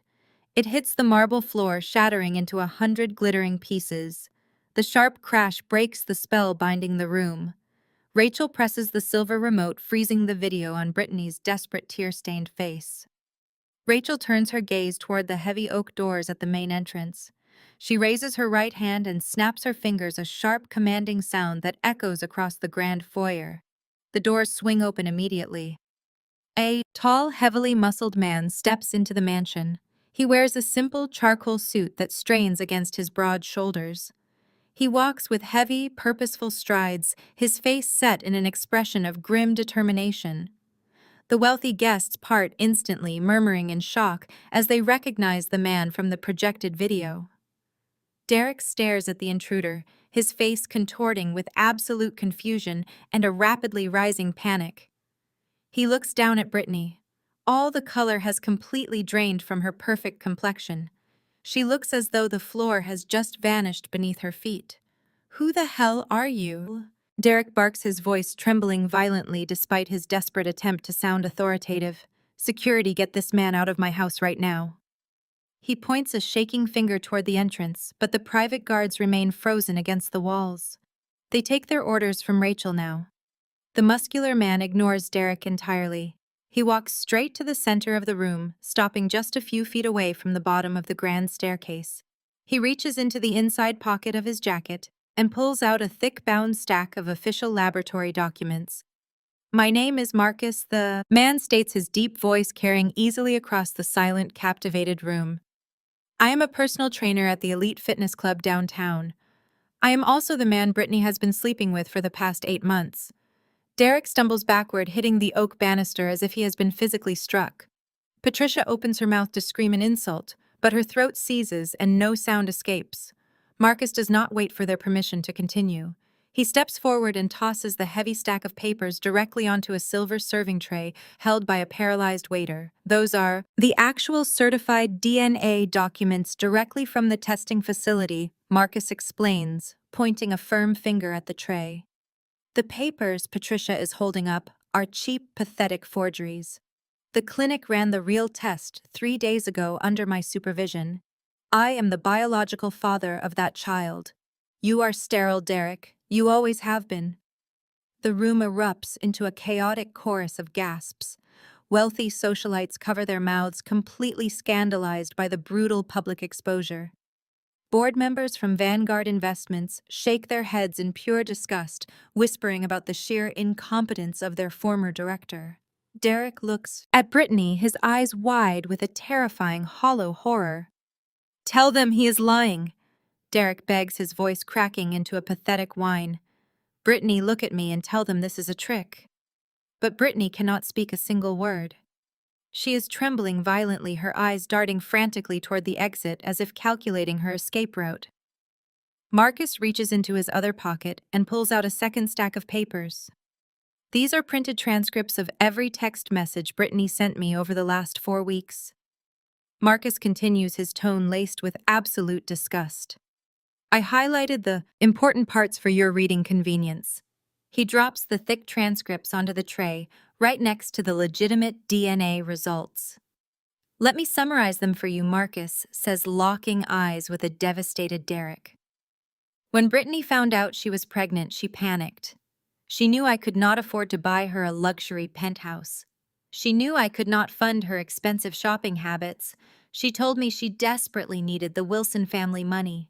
She explicitly wrote that she planned to forge the paternity test to secure a permanent, untouchable place in your wealthy family. She begged me to stay quiet until the child was born and the trust funds were legally established. She promised to pay me off once she had full access to your corporate accounts. Derek grabs the transcripts from the silver tray. His hands shake so violently that several pages flutter to the floor. He reads the highlighted messages, recognizing her phone number and her specific style of texting. The irrefutable evidence burns into his retinas. Every single word Marcus spoke is documented in black and white. The delusion shatters. The beautiful fantasy of his restored manhood and his perfect new family collapses into dust. He realizes that the child he bragged about, the child Patricia just used to publicly shame Rachel, is not his. He truly is barren. He is not a master of the universe. He is a gullible fool who bankrupted his own company to buy a stolen life. A low, agonizing groan escapes his throat. He drops the papers and sinks to his knees right on the grand staircase. He clutches his chest, unable to breathe, as the public humiliation crushes his spirit. "You used me," Derek whispers, staring at Brittany with dead, empty eyes. Everything he believed shatters instantly. The heavy silence in the grand foyer was absolute. The wealthy elite of the city stood frozen like statues in a museum of disaster. Derek remained on his knees on the marble steps, his hands covering his face, a broken shell of the arrogant man who had proudly stood there mere minutes ago. Marcus did not offer a single glance of sympathy. He adjusted his tailored jacket, turned his back on the ruined executive, and walked straight toward the massive front doors. The crowd parted instantly, giving him a wide berth as he exited the mansion. The heavy oak doors clicking shut behind him with a sound of utter finality. Patricia stood paralyzed on the grand staircase. Her perfectly manicured hands gripped the wooden banister so tightly, her knuckles turned stark white. She looked down at her golden boy, the supposed savior of the Wilson legacy, now publicly confirmed as a sterile, embezzling fool. The carefully constructed narrative she had spent weeks designing to destroy Rachel had completely collapsed, burying her own family under the rubble. She opened her mouth to speak, desperately, searching for a way to twist this catastrophe into a victory, but the words refused to materialize. There was no spin left. The truth was glaringly bright, projected on the wall, and printed on the undeniable medical documents scattered across the floor. Rachel remained perfectly composed near the fireplace. She did not gloat. She did not taunt. Her silence was a far more lethal weapon than any insult she could have hurled. She simply stood there, a beacon of untouchable power, watching the matriarch suffocate in her own trap. But the evening of reckoning was far from over. While the bewildered guests remained captivated by Derek's pathetic sobbing, a new figure detached himself from the shadows of the kitchen corridor. Andre moved with a deliberate, predatory calmness. He did not rush. He did not raise his voice to demand attention. He simply strode into the center of the grand foyer, his eyes locked onto a very specific target. Megan stood a few feet away from the staircase, clutching a crystal glass of expensive red wine. As his wife, she had spent the entire evening playing the role of the supportive, perfect, and loyal sister-in-law. She had dutifully nodded along with Patricia's lies, eager to see Rachel publicly executed.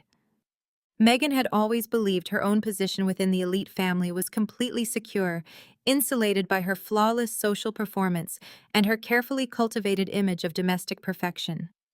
She watched Andre approach her, brow furrowing in confusion. She expected her husband to intervene to help Derek to his feet, or to forcefully escort Rachel out of the mansion to salvage what little dignity the family had left. She offered Andre a fragile, encouraging smile, playing the role of the devoted wife seeking comfort from her strong partner. Andre did not smile back. He stopped less than 2 feet away from her. The look on his face was not comforting or supportive. It was a mask of absolute, unadulterated disgust. The sheer intensity of his glare caused the surrounding guests to take a collective step back. The murmurs that had begun to rise in the wake of Marcus's departure died away instantly. The spotlight of public scrutiny swung violently from Derek to the couple standing rigidly in the center of the room. "Andre, what are you doing?" Megan whispered, her voice tight with rising panic. "Help your brother. Do something to fix this." Andre ignored her frantic plea. He did not break eye contact. He slowly raised his left hand, holding it up so the chandelier light caught the gleam of his heavy gold wedding band. He reached over with his right hand and deliberately, methodically slid the ring off his finger. Megan stared at his bare hand, her perfect facade cracking. The color rapidly drained from her cheeks, leaving her looking hollow and terrified. "Andre, stop this, right now," she hissed, her eyes darting nervously toward the wealthy onlookers. "People are staring. You are embarrassing us." Andre let out a sharp, humorless laugh. He took one step closer, invading her personal space. He held the gold ring over her crystal glass. He opened his fingers. The heavy band dropped directly into the dark red wine. It hit the bottom of the delicate crystal with a sharp, resonant clink that echoed perfectly through the dead, silent foyer. Megan gasped, nearly dropping the glass. She looked from the submerged ring to her husband's cold, unforgiving eyes. "Brittany's baby isn't the only fraud sitting at this table," Andre announced, his deep voice carrying flawlessly to every corner of the vast room. The elite guests let out a collective audible gasp. Patricia whipped her head around, her eyes widening in renewed horror. She had just survived one catastrophic public exposure, and now her own son was igniting a second bomb right in the middle of her ruined Thanksgiving gala. Megan started shaking. Her carefully applied makeup suddenly looked like a cheap mask plastered over sheer terror. "I have no idea what you are talking about," she stammered, her voice pitching into a shrill, defensive whine. "You are drunk, Andre. You are making a terrible mistake." "I am finally making the right choice," Andre countered, his tone laced with venom. "You thought you were so clever, Megan. You thought you could hide behind my mother's skirts and pretend to be the flawless, charitable wife. But I know about the offshore accounts. I know exactly where the money from the Wilson Family Foundation has been disappearing to for the last 3 years." Megan swayed on her feet, the wine sloshing dangerously close to the rim of her crystal glass. Her mouth opened, but no sound came out. She turned completely pale, realizing with absolute terrifying certainty that her own dark secrets were about to be forcefully dragged into the unforgiving light of the utterly ruined holiday evening as she stood entirely frozen and alone. Megan stared at the gold band resting at the bottom of her wine glass, the red liquid staining the symbol of their marriage. She looked up at Andre, her chest heaving as she struggled to maintain her carefully manicured composure. "You are having a breakdown, Andre," she whispered, forcing a trembling smile for the benefit of the surrounding guests. "The stress of Derek and Rachel is getting to you. We can discuss these wild delusions at home. There is no missing money. There are no offshore accounts." Andre did not lower his voice. He did not offer her the grace of a private conversation. He reached into his tailored jacket pocket and pulled out a folded appraisal manifest. "You are right about one thing, Megan," he stated, his voice a low rumble of pure thunder. "The offshore accounts were just the laundering mechanism. The real theft was much more personal.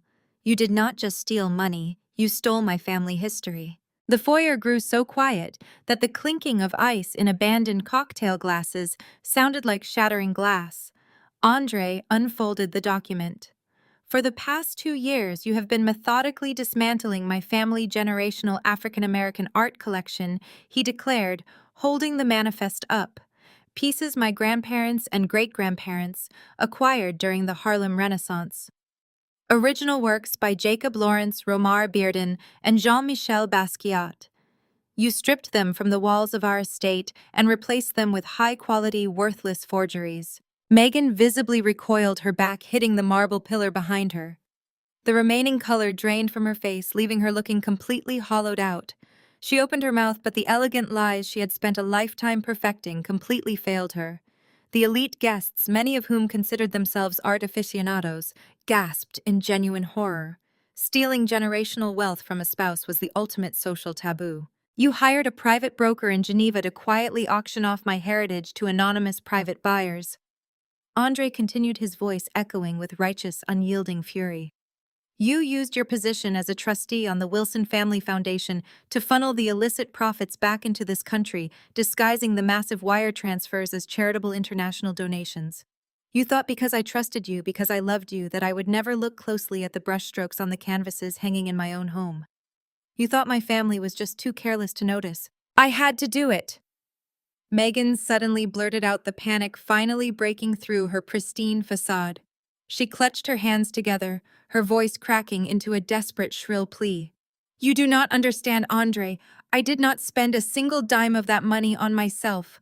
I swear to you. I was trying to save us. I was trying to save this family from total ruin. Andre crossed his arms, his posture radiating pure contempt. You were not trying to save us, Megan. You were trying to save her. He pointed a steady, accusing finger directly at Patricia, who was still frozen on the grand staircase. The guests snapped their heads toward the matriarch. Patricia gripped the banister, her knuckles stark white, her eyes wide with mounting terror. She had spent the entire evening attempting to execute Rachel, only to find herself standing squarely on the trap door. My wife stole millions of dollars of my family ancestral art to secretly pay off Patricia's massive underground gambling debts, Andre announced, dropping the ultimate bombshell into the center of the room. The elegant, sophisticated Patricia Wilson, the woman who looks down her nose at everyone in this room, owes millions to illegal bookmakers and offshore syndicates. She has been bleeding this family dry for over a decade. Lies! Patricia shrieked, her voice echoing wildly across the marble foyer. She pointed a trembling finger at Andre. You are a liar. You are deliberately trying to destroy our reputation because you always resented our status. Andre laughed, a harsh, bitter sound that offered no mercy. Your status. Patricia. What status? The Wilson family fortune dried up 15 years ago.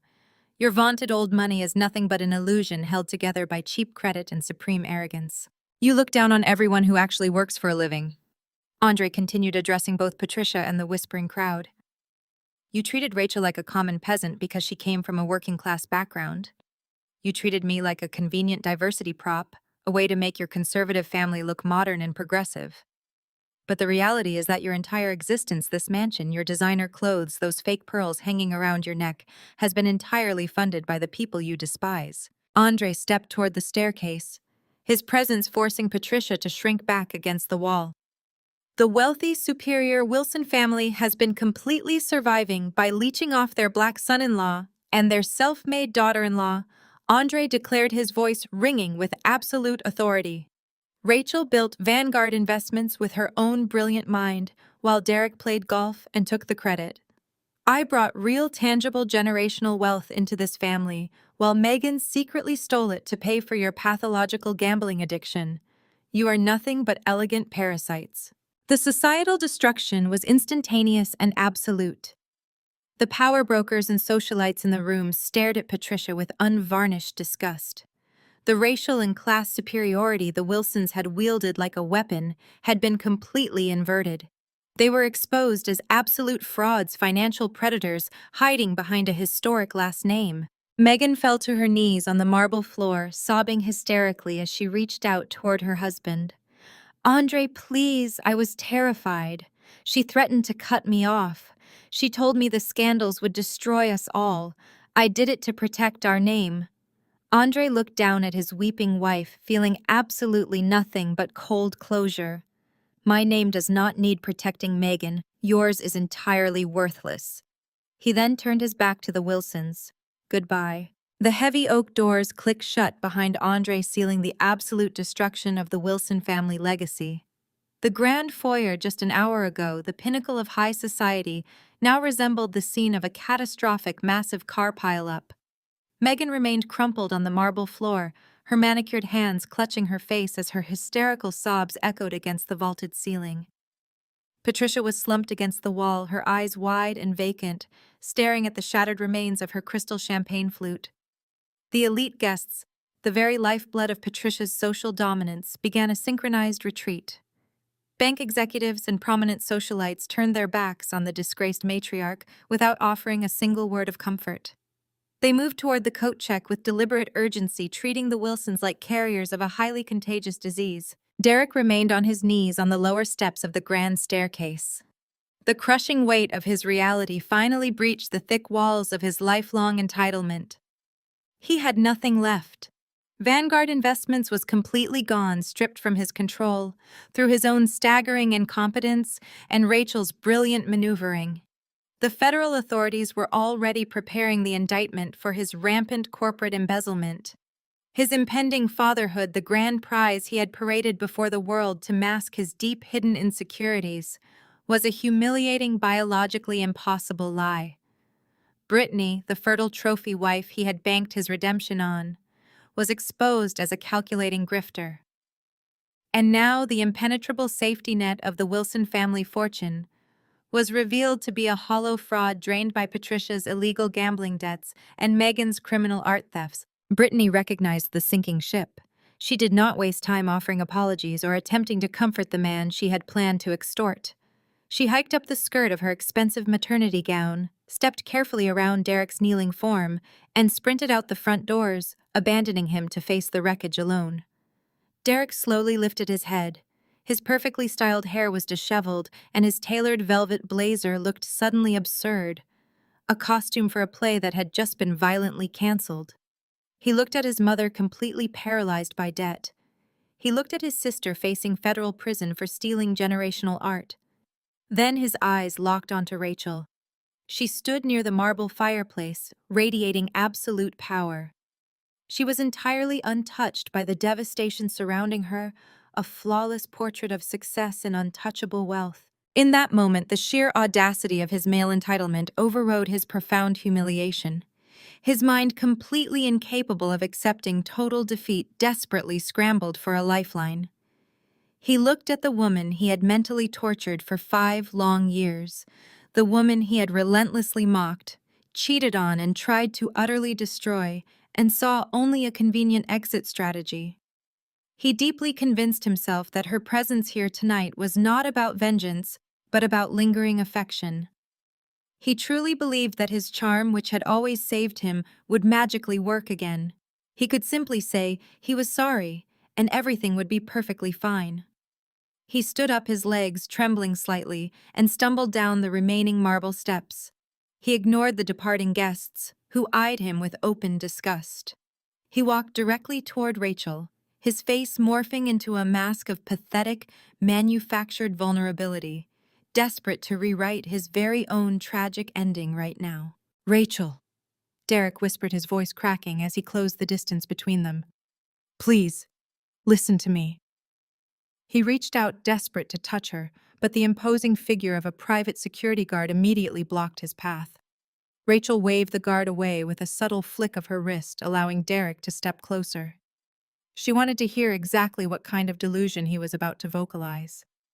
"I was blind," Derek pleaded, tears welling in his eyes. "I was under so much pressure from my mother. She poisoned my mind against you. She made me feel like less of a man because we could not conceive, and I took it out on you. Brittany meant nothing to me. She manipulated me when I was weak. It was a trap, Rachel. You have to see that I am the actual victim here." Rachel remained perfectly still. She looked at him with the cold, clinical detachment of a scientist observing a dying insect. She did not offer a single word of encouragement. Derek misread her silence as hesitation. His delusion amplified exponentially. He dropped heavily to his knees right in front of her, ignoring the gasps of the few remaining horrified caterers. He clasped his hands together, looking right up at her with a pathetic, desperate urgency. "I'll leave her. We can fix this. You're the only one who truly loved me," Derek begged, his broken voice echoing loudly through the ruined mansion. "I will file the legal annulment tomorrow morning. We can merge the company back together. We can pay off the debts. We can start over entirely, completely clean. You are the only one who ever understood me. Please, Rachel, save me." The silence in the foyer stretched out tight and suffocating.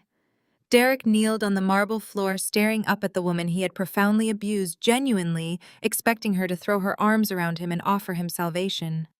He truly believed his apology was the ultimate currency, sufficient to erase years of psychological torment and corporate sabotage. Rachel looked down at him. She did not look angry. She did not look vindicated. She simply looked bored. She calmly reached down and adjusted the collar of her immaculate designer coat, smoothing out a fake wrinkle with infuriating slowness. "I didn't come here to fix you, Derek. I came here to collect," Rachel said, her voice dropping the temperature in the room by 10 degrees. Derek blinked, his hands dropping to his sides. "Collect?" he asked. "Everything," Rachel stated coldly. "I bought the debt on this very mansion. By tomorrow morning, federal authorities will possess your embezzlement files. Throw the trash out," she signaled security. The heavy oak front doors swung violently open, shattering the stagnant, suffocating air of the grand foyer. Rachel had not left the estate.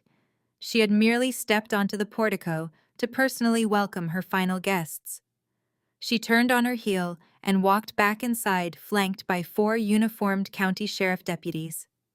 The lead officer, a tall, imposing man with a silver star pinned to his tactical vest, carried a thick clipboard.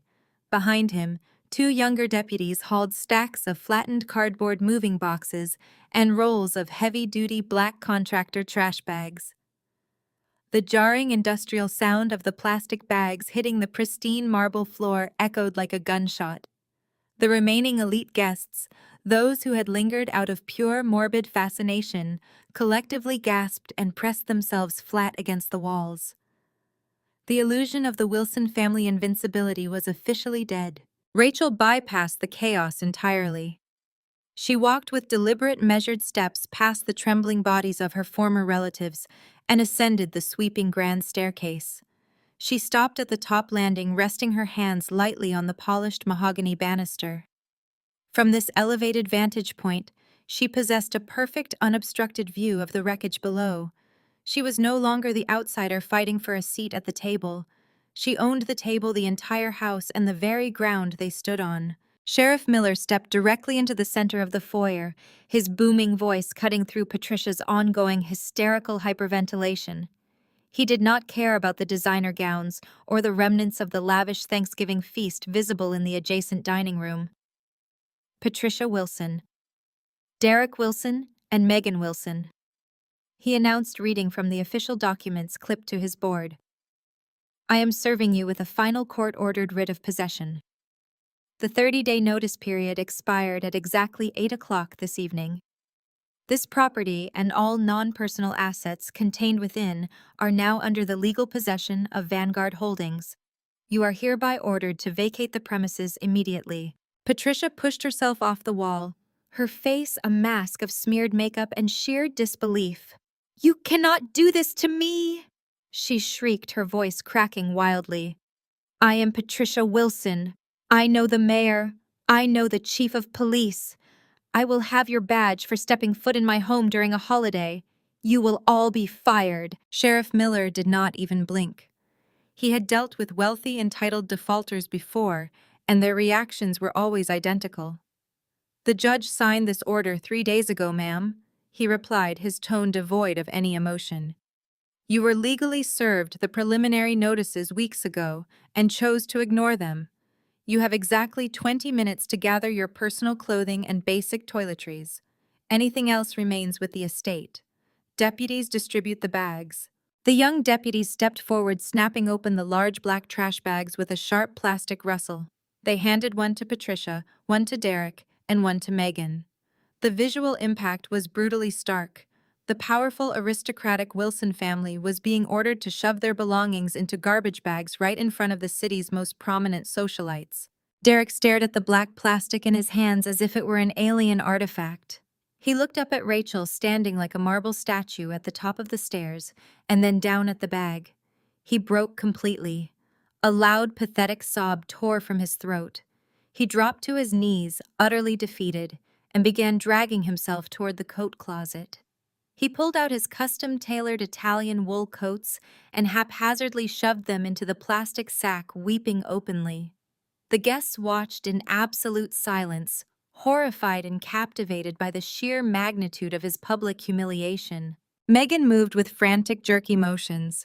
She scrambled toward the drawing room, tears streaming down her face, and lunged for a small antique silver jewelry box sitting on a side table.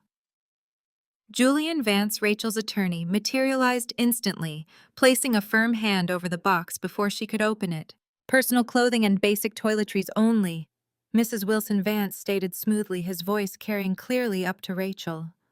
All jewelry, art, and furniture are now frozen assets subject to the bankruptcy liquidation. Drop it. Megan let out a high-pitched wail of despair, recoiling as if burned. She grabbed her garbage bag and ran toward the guest bathroom to collect her cosmetics, hiding her face from the staring crowd. Patricia remained frozen in the foyer, holding the black trash bag by her fingertips. Her entire reality had inverted. The women she had played bridge with, the men her husband had golfed with, the elite circle she had ruthlessly controlled for decades, were now watching her physical eviction. She looked at the faces of her friends, searching for a single drop of sympathy or intervention. She found nothing but averted eyes and expressions of profound discomfort. They were mentally distancing themselves, already erasing the Wilson name from their social registries. "You planned this down to the minute," Patricia hissed, her voice vibrating with venom, staring up at Rachel. "You waited for the exact moment the house was full of people to humiliate us.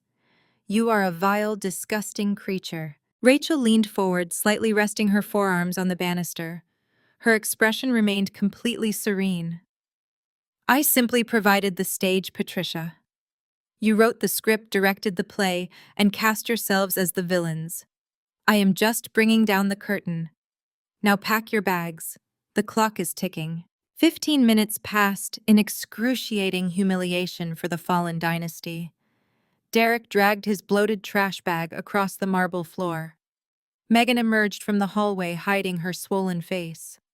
Patricia was the last to move. She shoved her expensive mink coat angrily into the sack, refusing to cry. She marched toward the front door, her image completely ruined by the undignified garbage bag dragging against her designer heels. Rachel watched them leave from above, truly victorious. The heavy oak doors clicked shut, severing the Wilsons from their ancestral fortress forever. Rachel stood at the top of the grand staircase, listening to the fading crunch of tires on the gravel driveway. The silence that settled over the mansion was not heavy or oppressive. It was light, clean, and completely pure.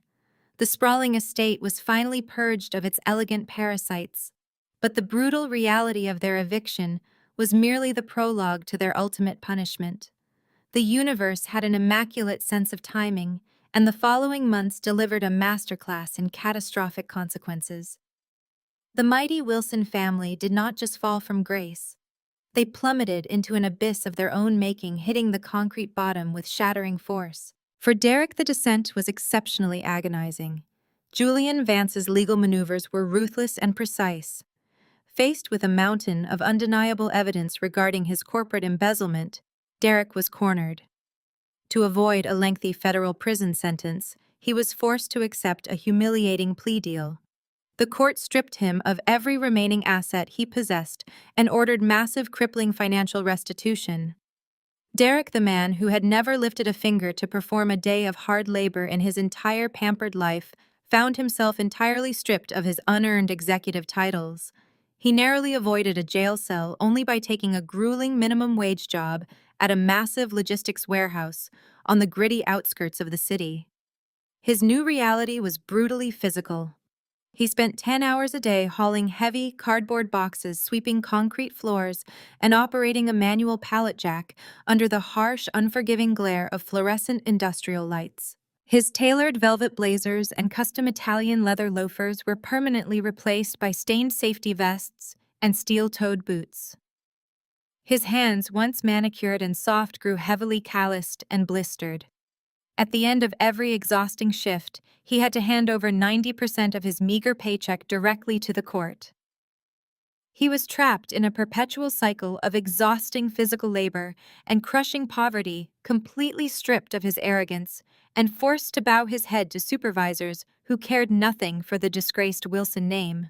Brittany experienced a similarly spectacular collapse.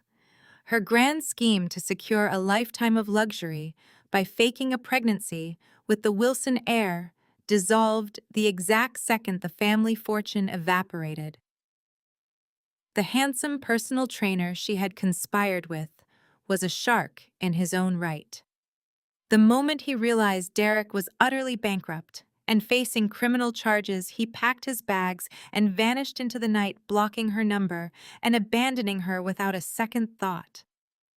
Stripped of her wealthy Mark and her co-conspirator, Brittany was unceremoniously evicted from her upscale boutique apartment. She was forced to relocate to a cramped, dingy studio apartment in a dilapidated building complex next to a noisy elevated train line. The fake silicone pregnancy bump was unceremoniously tossed into a dumpster. Her days of lavish shopping sprees, expensive spa treatments, and bottomless champagne brunches were violently terminated. Instead, she spent her evenings hunched over a cheap laminate table under a flickering light bulb, frantically clipping grocery store coupons and calculating how to stretch $20 to cover a week of meals. The glamorous lifestyle she had lied, cheated, and schemed to attain was permanently replaced by the harsh, unrelenting grind of basic survival. Megan's punishment was orchestrated with terrifying efficiency by the husband she had so foolishly betrayed. Andre did not hesitate. He filed for divorce the very next morning, unleashing a legal strike so devastating it left her completely paralyzed. Armed with the irrefutable appraisal manifests and the documented proof of her international art smuggling, Andre held all the leverage. He presented her with a stark, unforgiving ultimatum. She could sign away all her marital rights and relinquish her parental claims, or he would hand the evidence of her multi-million-dollar theft directly to the federal authorities. Terrified of a federal prison sentence, Megan signed the papers. The divorce was swift and entirely one-sided. Andre secured full, unyielding legal and physical custody of their children.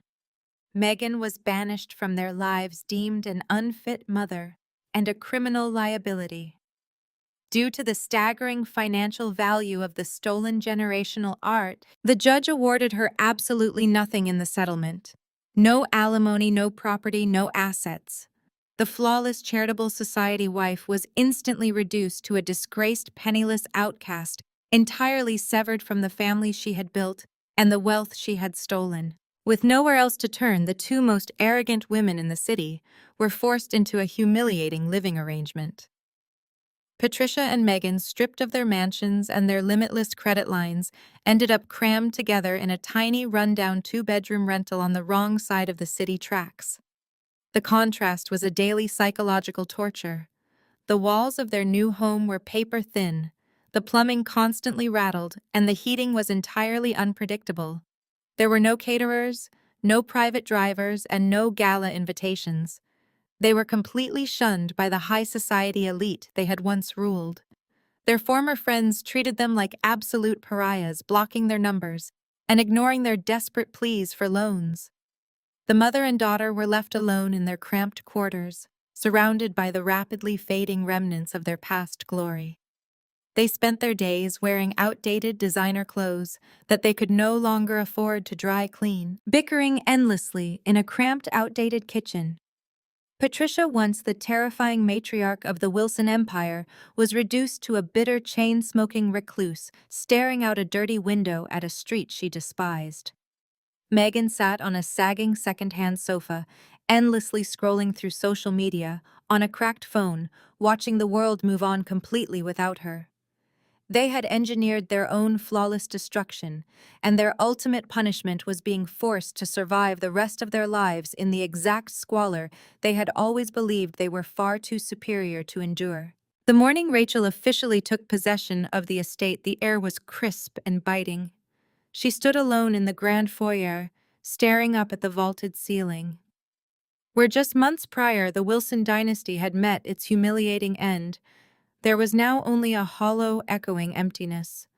The silence was absolute, heavy, and incredibly peaceful.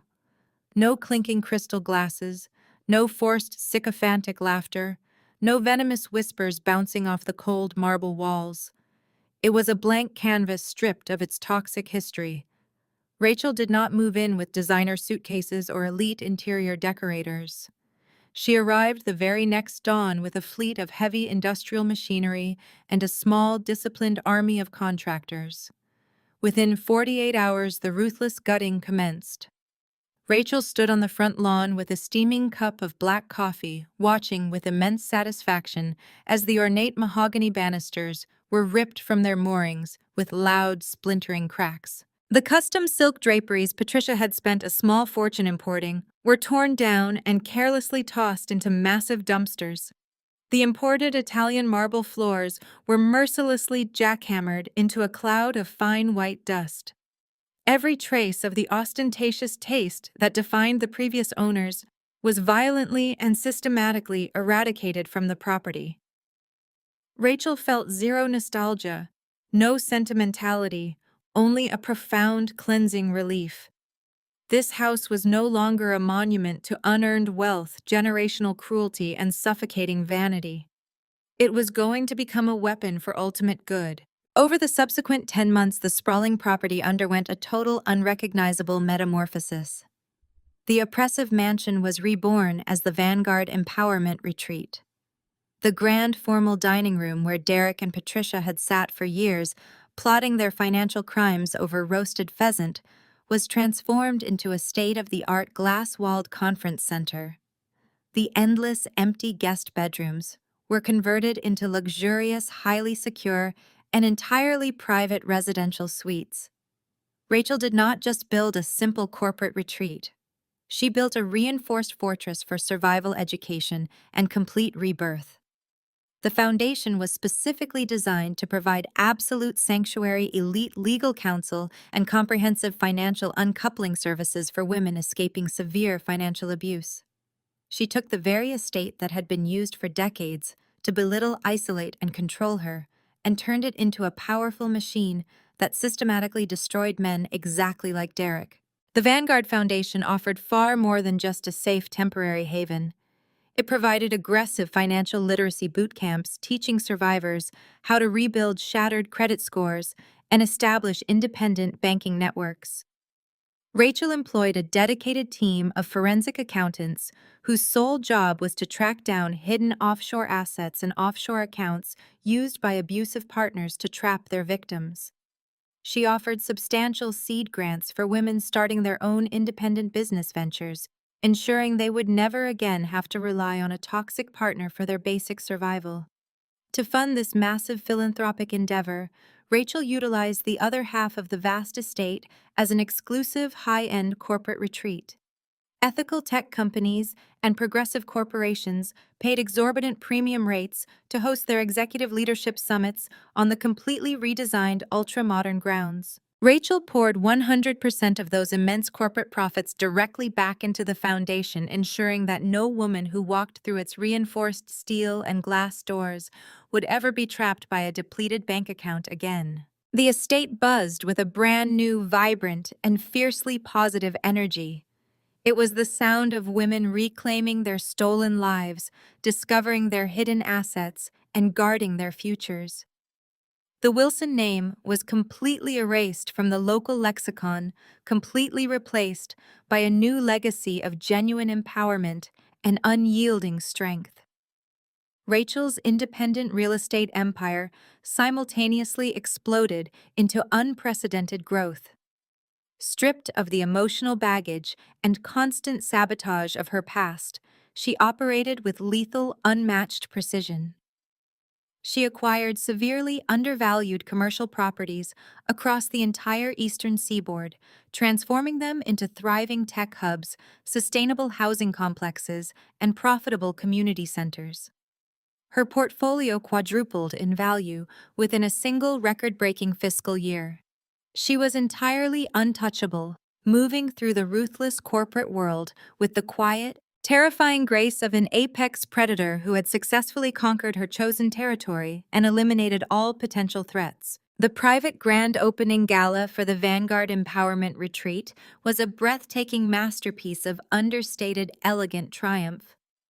There were absolutely no society page photographers, no gaudy red carpets, and absolutely no empty gossiping socialites. The strictly curated guest list consisted solely of top-tier forensic accountants, ruthless family law attorneys, venture capitalists, and the incredibly brave women who comprised the foundation's very first graduating cohort. Rachel slipped away from the bustling main reception, seeking a brief moment of quiet, personal reflection. She stepped out onto the newly constructed cantilevered master balcony, allowing the cool night air to soothe her flushed skin. The panoramic view was spectacular, overlooking the pristine manicured grounds and the shimmering lake that now belonged entirely to her. The soft click of the heavy glass door opening behind her broke her peaceful solitude. She did not need to turn around to know exactly who it was. Andre walked slowly onto the terrace, his stride remarkably relaxed and exuding a quiet, solid confidence. He held two tall crystal flutes filled with expensive vintage champagne.